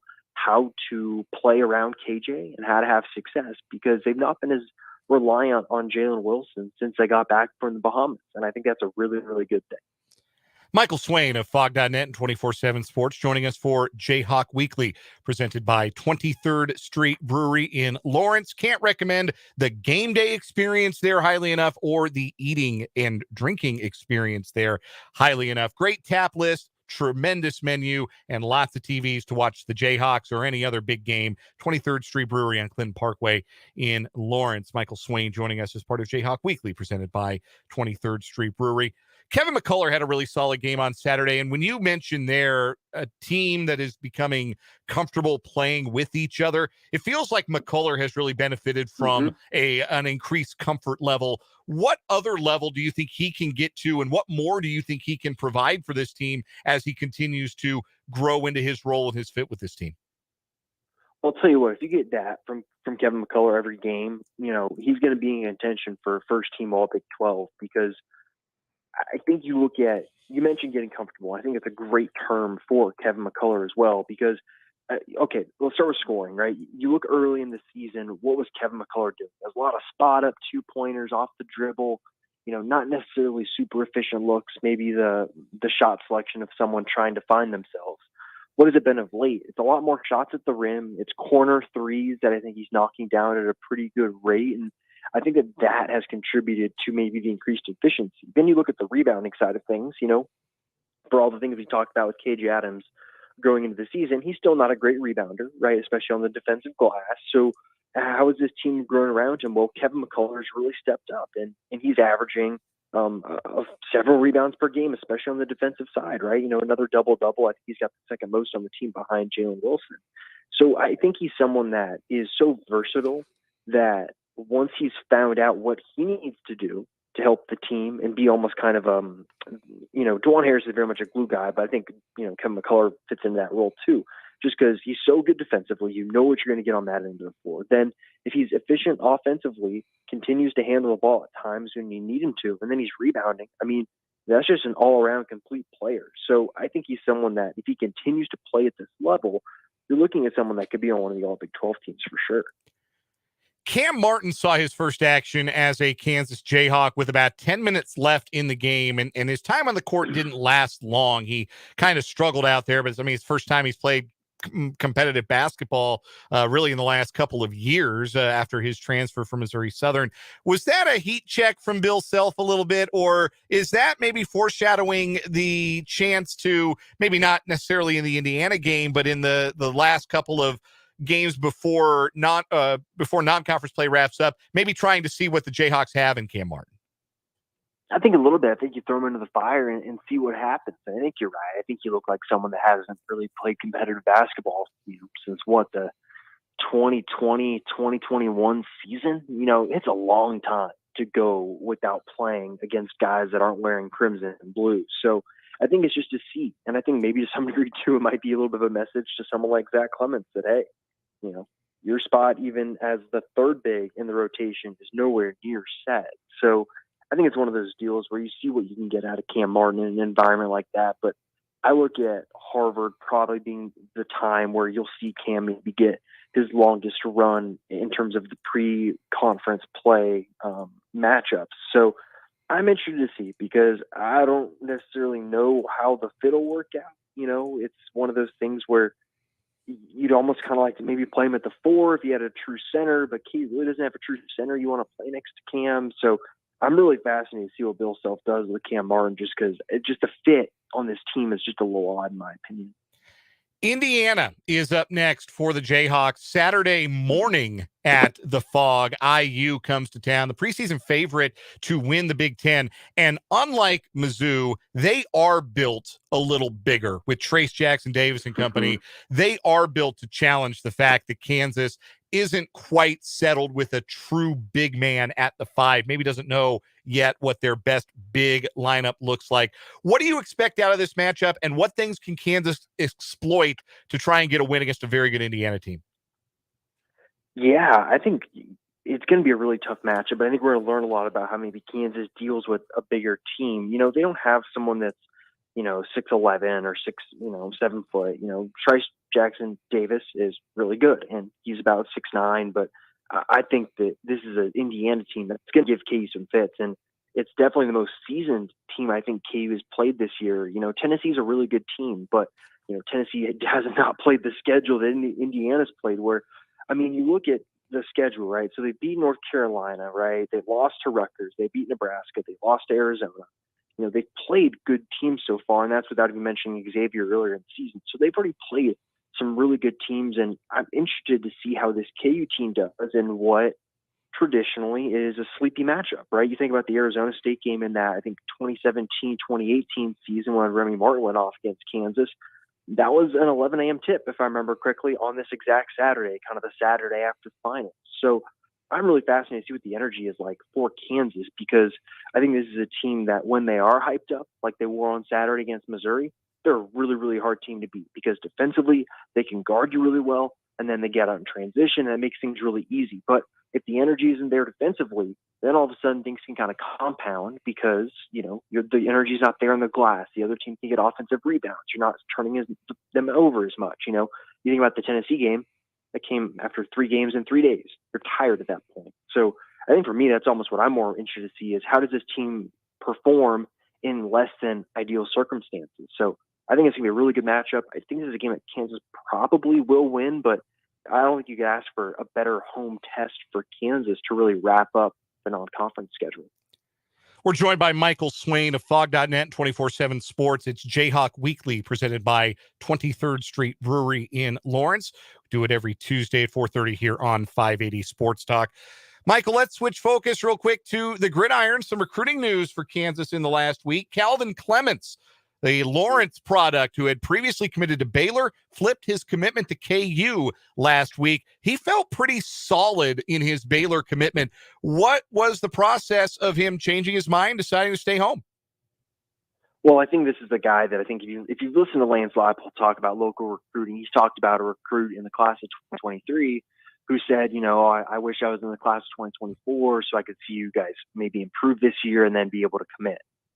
I think from reading the tea leaves, I think it's kind of obvious maybe that was Calvin Clements. He wanted to see the improvement from Kansas before he felt comfortable committing. You got to remember the time that he committed, right? Baylor was picked to win the Big 12. Kansas was picked to finish last and not make a bowl game. And I think the way the season went for both programs, Kansas really overachieving and having a great season, Baylor really underachieving and making some staff changes on the defensive side of the ball there. I think just the vibe around both programs was a lot different. And I think KU's a program that Calvin Clements obviously grew up rooting for. KU's done everything in its power, the entire recruiting process, recruited him harder than anyone else. And in the end of the day, it came down to the success on the field. And that's something I think we've talked about on the show before is recruiting comes down to wins for high school kids. They want to see the record and that little number next to your name. And Kansas got that this year. And I think it's a great opportunity now for the staff to really build on that in the transfer portal high school ranks, because now that you get a kid like Calvin Clements on board, now you can point to him, to other local recruits and Devin Neal and say, hey, these are guys that have committed to us and our staff, and this is the vision that we have. And I think it's a lot easier pitch from a coaching perspective than it is saying, well, we don't have any local kids in this class, even though we really tried hard and we really want you to be a part of it. It's just an easier sell. So I think overall, it's a huge addition to keep someone of that size and frame in your own backyard, keep him in state. I think that's huge for Kansas, and I think it's one of those that could turn out to be a seismic kind of recruiting win if things can continue. Last thing for you, Michael. We got about a minute and a half here. The transfer portal was obviously fruitful for Lance Leipold and the Jayhawks last season. What are you hearing surrounding the transfer portal this year? This is when that kind of starts to get busy and guys want to start taking visits and think about where they're committing. How active have the Jayhawks been? Is it more or less than they were last year? And where are they looking? What positions are they looking to fill? Yeah, so I think it's a little bit less than last year because there's a little bit less overhauling that needs to be done, right? All those transfers basically that KU brought in last year still have more eligibility. So I think this year they'd be much more methodical. Also, 85 scholarship cap is really in the picture now, where Kansas can't go out. They just can't go out and add 15 transfers before in December. They just won't be able to scholarship-wise, and I think they have to be very efficient. So you've seen them go after, I think defensive line is a huge priority considering the fact that you lose kind of 4 of your top 7 on the defensive line. I think that's been a priority. I think wide receiver has been really interesting. They've offered a lot of prospects. Courtney Jackson from Syracuse was on campus this past weekend. Terrence Samuel, the wide receivers coach, actually coached him at Syracuse during the 2021 season. So prior relationship there, and prior relationships are just a big deal for the staff in general. So busy time. This weekend's the last weekend kids can visit until January. So it should be a busy kind of week or so. Michael Swain covers the Kansas Jayhawks for Fog.net and 24/7 Sports. You won't find any more detailed coverage of what exactly Kansas football is doing in the transfer portal anywhere than 24/7 Sports. Subscribe today. Michael joins us every Tuesday for Jayhawk Weekly, presented by 23rd Street Brewery in Lawrence. Michael, enjoy the conversation as always. Enjoy the KU Indiana game. That'll be a fun one on Saturday morning. Enjoy that, and thanks for the time today.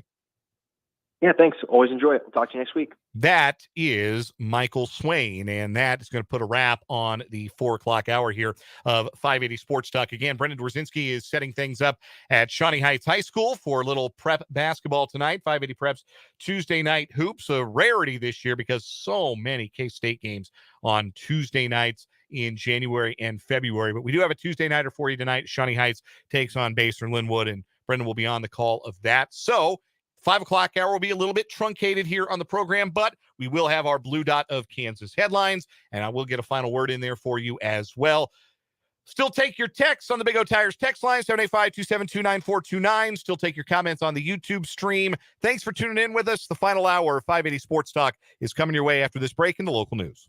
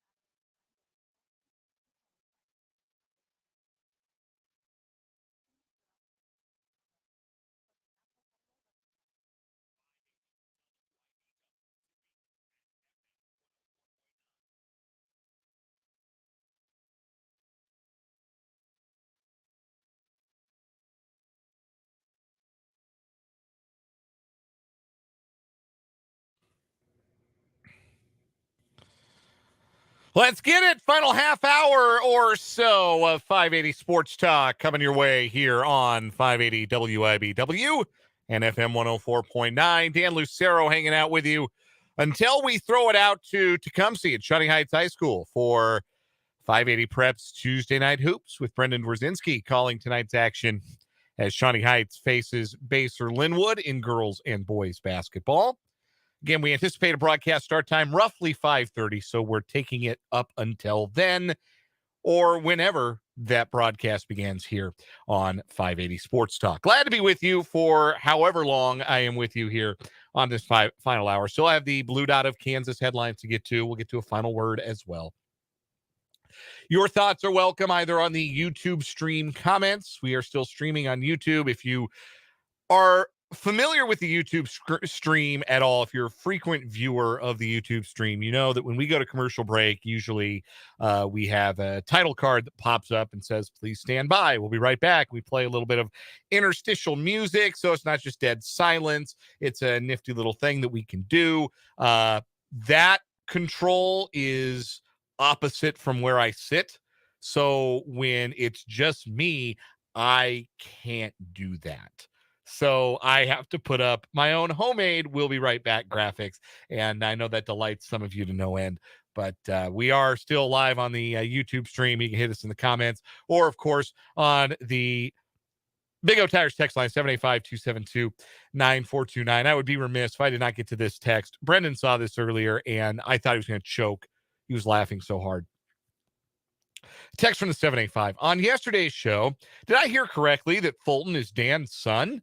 I was in and out of the vehicle. Maybe it was just a resemblance thing. Okay, you did not hear that correctly, first of all. Second of all, how old do you think I am? I mean, for real. I thought,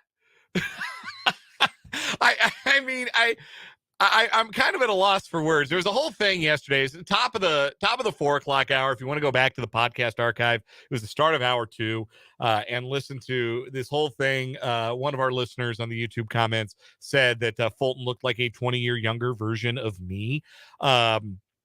We have since discussed that off the air, and neither Fulton or I can really figure it out. But anyway, now we got somebody saying, wait a minute. Are you Fulton's dad? How old do you think I am? I'm 36.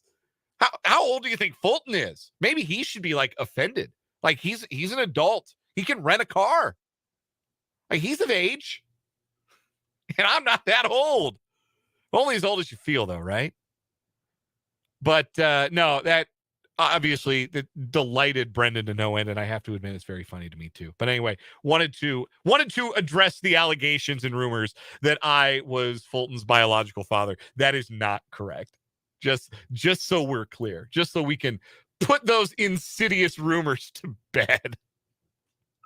Anyhow, on with the show, on with the headlines. Blue Dot of Kansas headlines are brought to you by Blue Dot of Kansas, your HVAC experts, AC, heating, plumbing, drain cleaning. Trust them to do your HVAC and plumbing right. Visit their website, blue.kansas.com. We start with the sad news in the sports world that was reported early this morning, confirmed by Mississippi State University, that their head football coach, Mike Leach, has passed away at the age of 61. He was hospitalized due to a heart condition and died of complications from that heart condition. He participated in organ donation at the University of Mississippi's Medical Center as a final act of charity, according to a statement released by the school. Leach had been the head coach at Mississippi State for the last 3 seasons. It is poetic and just that he left the field for the final time. It turned out as a winner when Mississippi State won the Egg Bowl. Mississippi State is scheduled to play in the ReliaQuest Bowl. You may not be familiar with that one. You maybe knew it by its former name, the Outback Bowl. The ReliaQuest Bowl, January 2nd, they're scheduled to play Illinois. The university has confirmed that they will play that bowl game. Interim athletic director at Mississippi State, Bracky Brett, that's his name, told ESPN, quote, the players are 100% behind playing this bowl game and doing what Coach Leach would expect them to do. We all know that's what Coach Leach would want, and it's what we should do. So Brendan and I touched on this a little bit to start the 4:00 hour, but there's a little less joy and a little less fun in the college football world today now that Mike Leach is no longer a part of it. The thing that makes college football so much fun and is one of the reasons why I love the sport, despite A, growing up in a state that's not really big on college sports, and B, going to a very small college, a Division III university that did not have a great big college football culture in the way that most Division I schools do. The reason that, despite those things, I still love college football as much as I do is that there is room in college football for a Mike Leach. There's not really room in the NFL for him.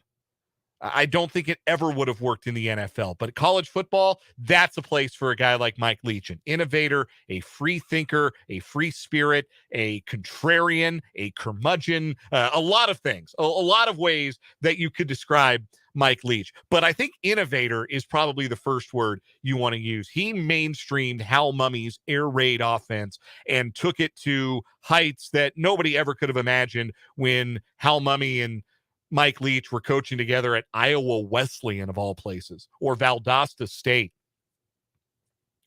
Mainstreaming passing concepts that we see all over all levels of football today, not just college, but the NFL and in high school as well. And it will be very hard to watch college football moving forward and know that, there's not going to be a great Mike Leach interview from the week. There's not going to be a rambling dissertation on Halloween candy or the best strategy for getting married. He was big on eloping. Or just one of the many interesting topics that Mike Leach would hold court on. And it wasn't for the sake of a persona. It wasn't for the sake of, oh, I've got to be this character. No, that's just who he was. He had a lot in his head, a lot of things he was curious about, a lot of things he wanted to talk about, a lot of things he wanted you to know and wanted to know about other people. And personalities like that are really, really rare. And college football is such a rich character tapestry, and they didn't come a whole lot richer than Mike Leach. And I'm going to miss him. I am going to miss him. As a texter puts it on the Big O Tires text line from the 785, the world is certainly a whole lot less interesting with the pirate no longer in it. That's for sure. The college football world, definitely. So, yes, rest in peace to Mike Leach, and thoughts and prayers to everyone who knew and loved him. Before we get to another Blue Dot of Kansas headline, same texter, going back to this idea that I'm Fulton's dad, here's a text. Well, Dad, the kid has a few inches on you. Are you under the impression that Fulton is taller than me? Because wrong. Okay, listen, now I'm offended. Now I'm for real offended. I am taller than Fulton, not by a lot. I'm not taller than a lot of people. I am bang average when it comes to height. I'm 5'10", right? Maybe exaggerating by 1/8 of an inch, but I'm 5'10" in the program, okay? I'm taller than Fulton is. He'll admit that too. Brendan could be my witness if he was here, but I'm taller than Fulton. Come on now. Let me have that. First, you're trying to say I'm old. I can deal with that. Now you're calling me short? I'm certainly not tall. Certainly much shorter than Brendan and Jake. If it were a basketball lineup, I'm definitely playing guard and not forward. But no, I am taller than Fulton, for the record. I just want that on the record. That's all. I just want that on the record. Let's keep it moving. Our Blue Dot of Kansas headlines continue. Injury news from the National Football League. Kyler Murray is out for the season after suffering a torn ACL on the third offensive play of last night's Monday Night Football game against the Patriots. A devastating injury for Murray. Been a difficult year for him. He did sign the long-term contract extension, which was good, but there was all the controversy about the homework clause in the contract, which kind of started the season under some weird vibes in Arizona, and things have not gotten better. The Cardinals lost last night, 27-13 to the Patriots. They dropped to 4-9 on the season. And now Murray is done for the year. It'll be Colt McCoy playing in the Cardinal in place of Murray at quarterback. Cardinals play the Broncos next week. That could be a battle of backups. Of course, Russell Wilson suffering a concussion against the Chiefs. It could be Brett Rippon against Colt McCoy in that game. I'm not actually mad to the texter at the 785. I'm not actually upset. It's it's all good. Another texter asking if this is bag on Dan week. Must be. It must be. Must be a week. I've got a good sense of humor about myself. It's if we're gonna have a bag on anybody week, it may as well be me. But it's all in good fun. But yeah, torn ACL for Murray. It was a non-contact injury. It was pretty obvious right away. It was not a good one. There were a lot of injuries last night. A lot of players leaving the field with injuries. Devontae Parker was clearly concussed, and the game almost wasn't stopped. Nelson Aguilar, Devontae Parker's teammate, had to frantically wave the officials to pay attention to his teammate who could barely stand. The NFL Players Association has initiated an inquiry into why the game wasn't stopped when Parker showed concussion symptoms. Parker himself is not happy about it, telling the NFL via his Instagram story to, quote, get on y'all's bleeping jobs. He didn't say bleeping, but he censored a certain word that I can't say. The second time this year, high profile game has dealt with head injuries and some questionable handling of said head injuries. So that has not been a strength of the NFLPA to this point by any means. Very disappointing that happened again after what happened earlier this year to Tua Tagovailoa.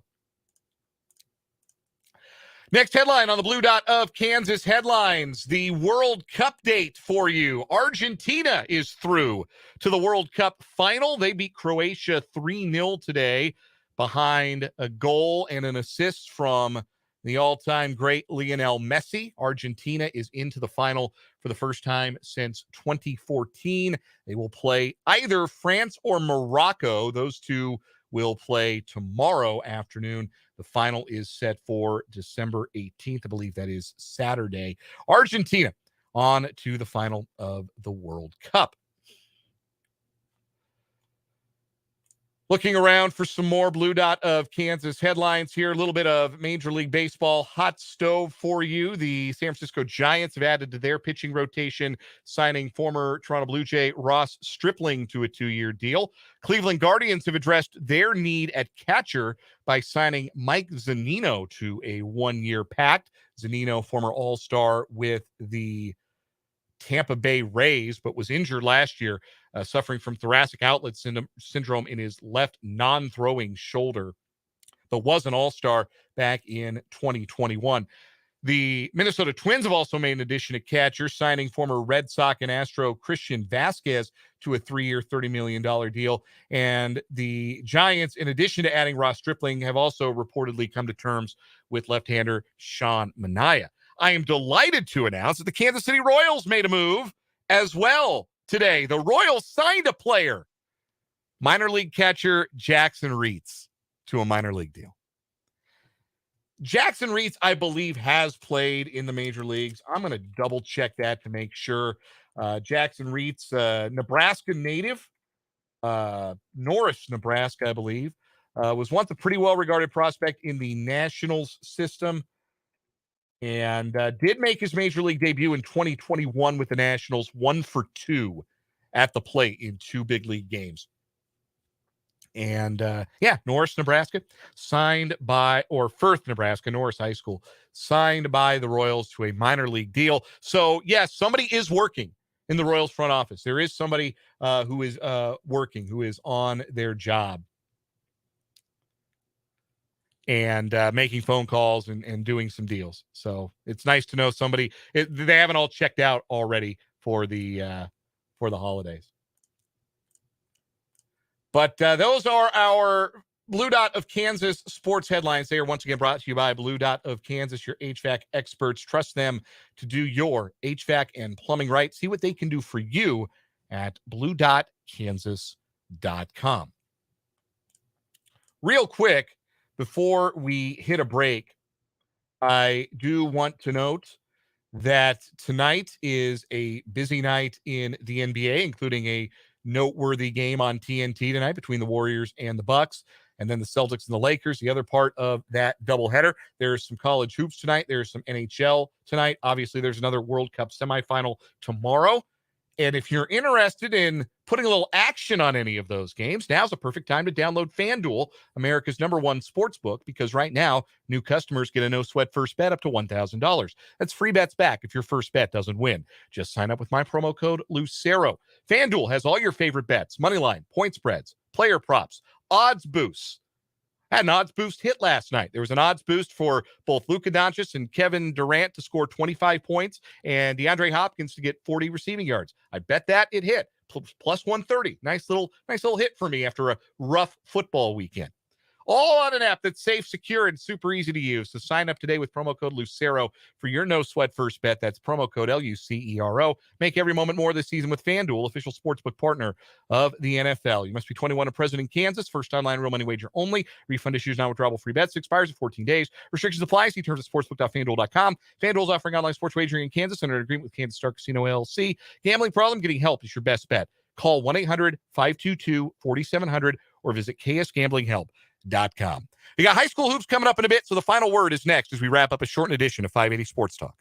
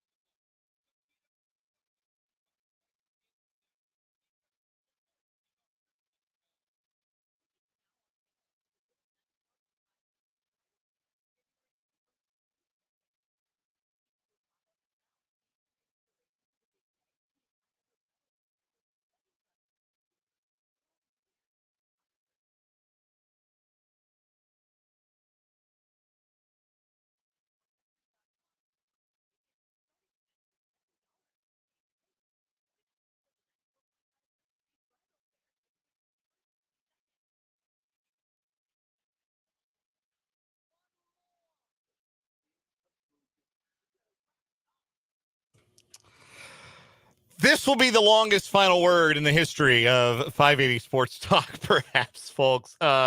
We have, it sounds like, overtime on the way in the JV game at Shawnee Heights tonight.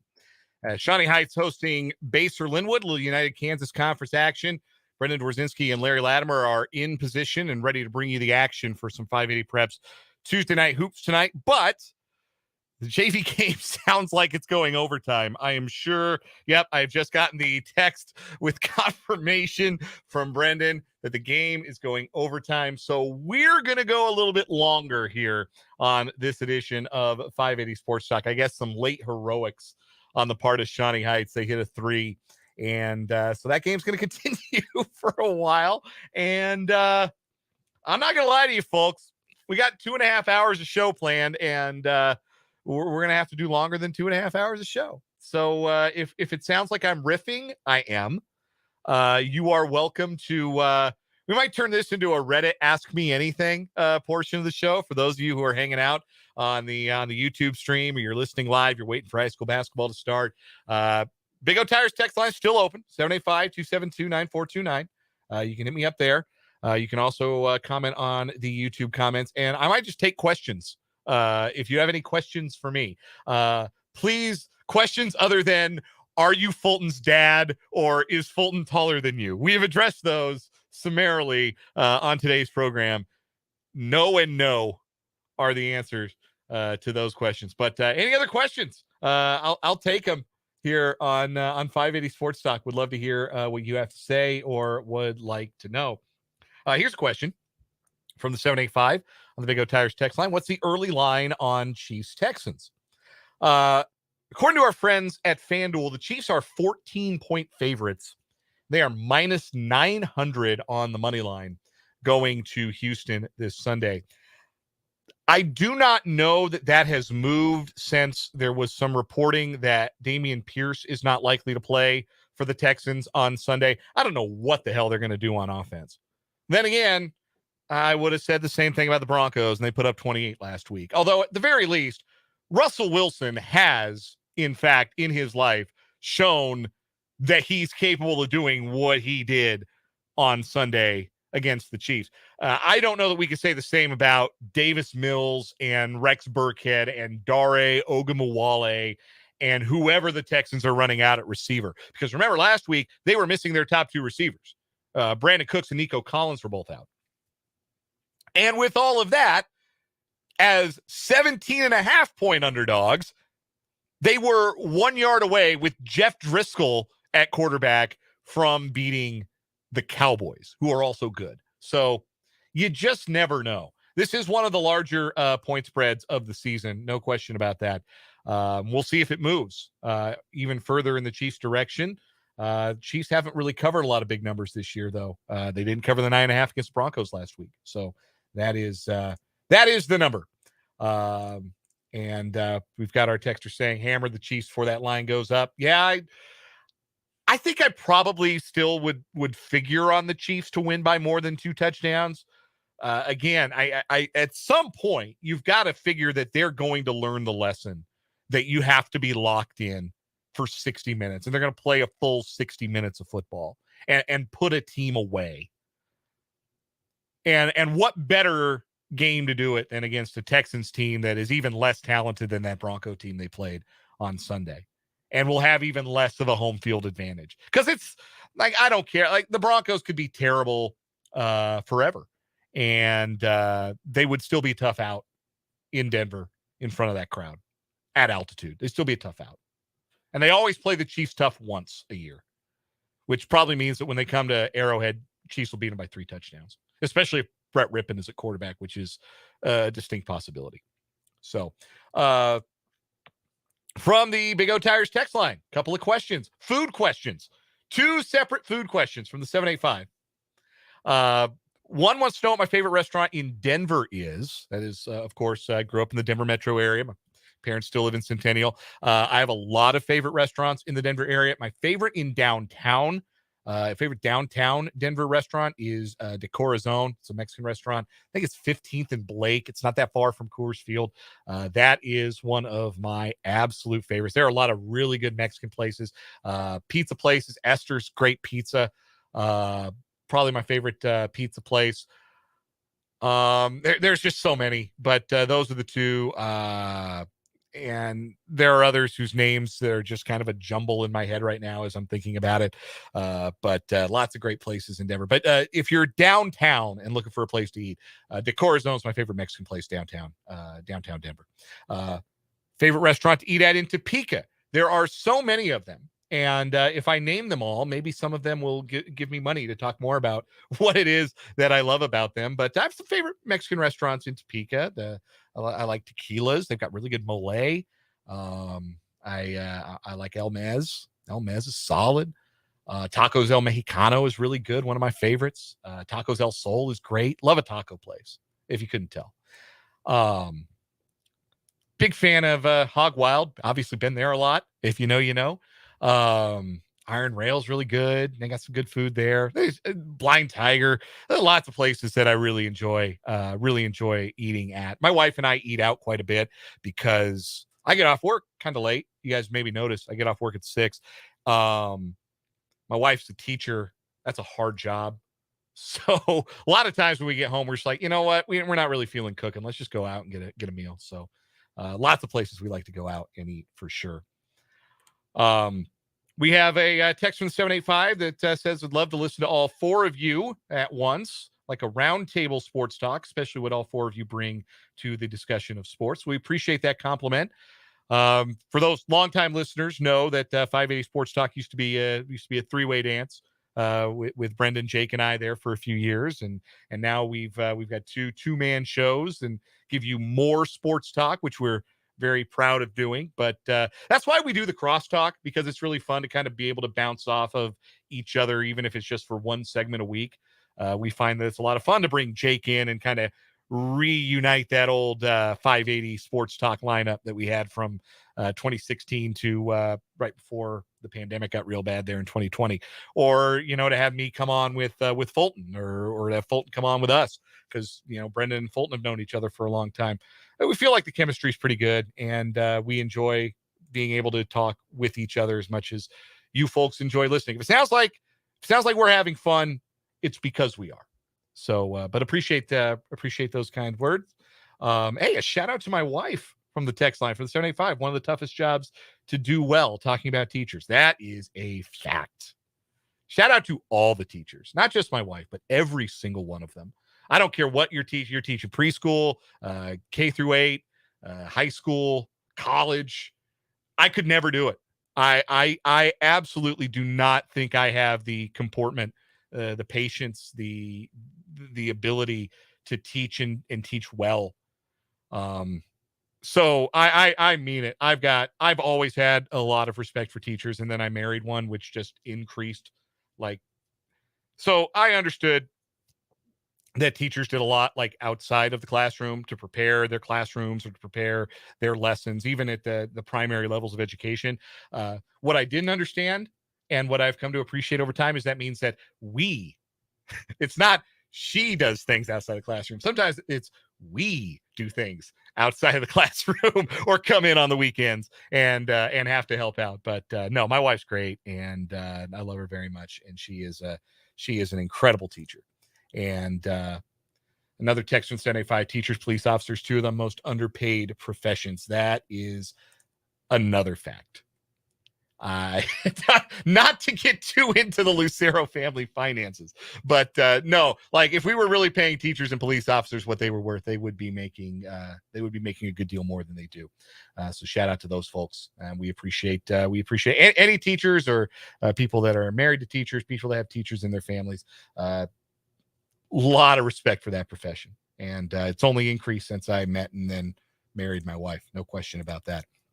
We're still waiting on the conclusion of a thrilling JV basketball game at the Birdcage in Tecumseh. If it sounds like we're rambling and riffing here and having a little bit of a back and forth, that's what we're doing. We expected to be bringing you high school basketball coverage tonight. We are still going to do that. We're just a little bit delayed by overtime in the JV game prior to varsity action tonight. Once the JV game comes to a conclusion, then we are going to head out to Shawnee Heights and join Brendan Dworzinski and Larry Latimer, the coach, for a little bit of 580 Preps Tuesday Night Hoops. And we will bring that to you as soon as they are ready for us out there. Another question from the Big O Tires text line from the 785.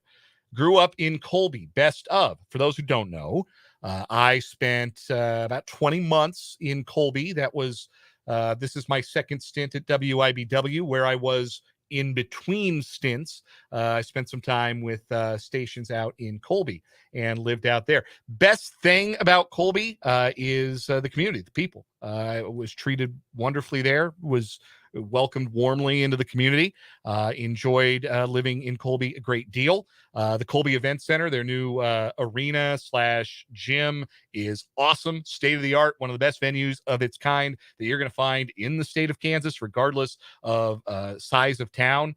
What other things do I love about Colby? The bread pudding at City Limits, maybe my favorite dessert ever in the entire world.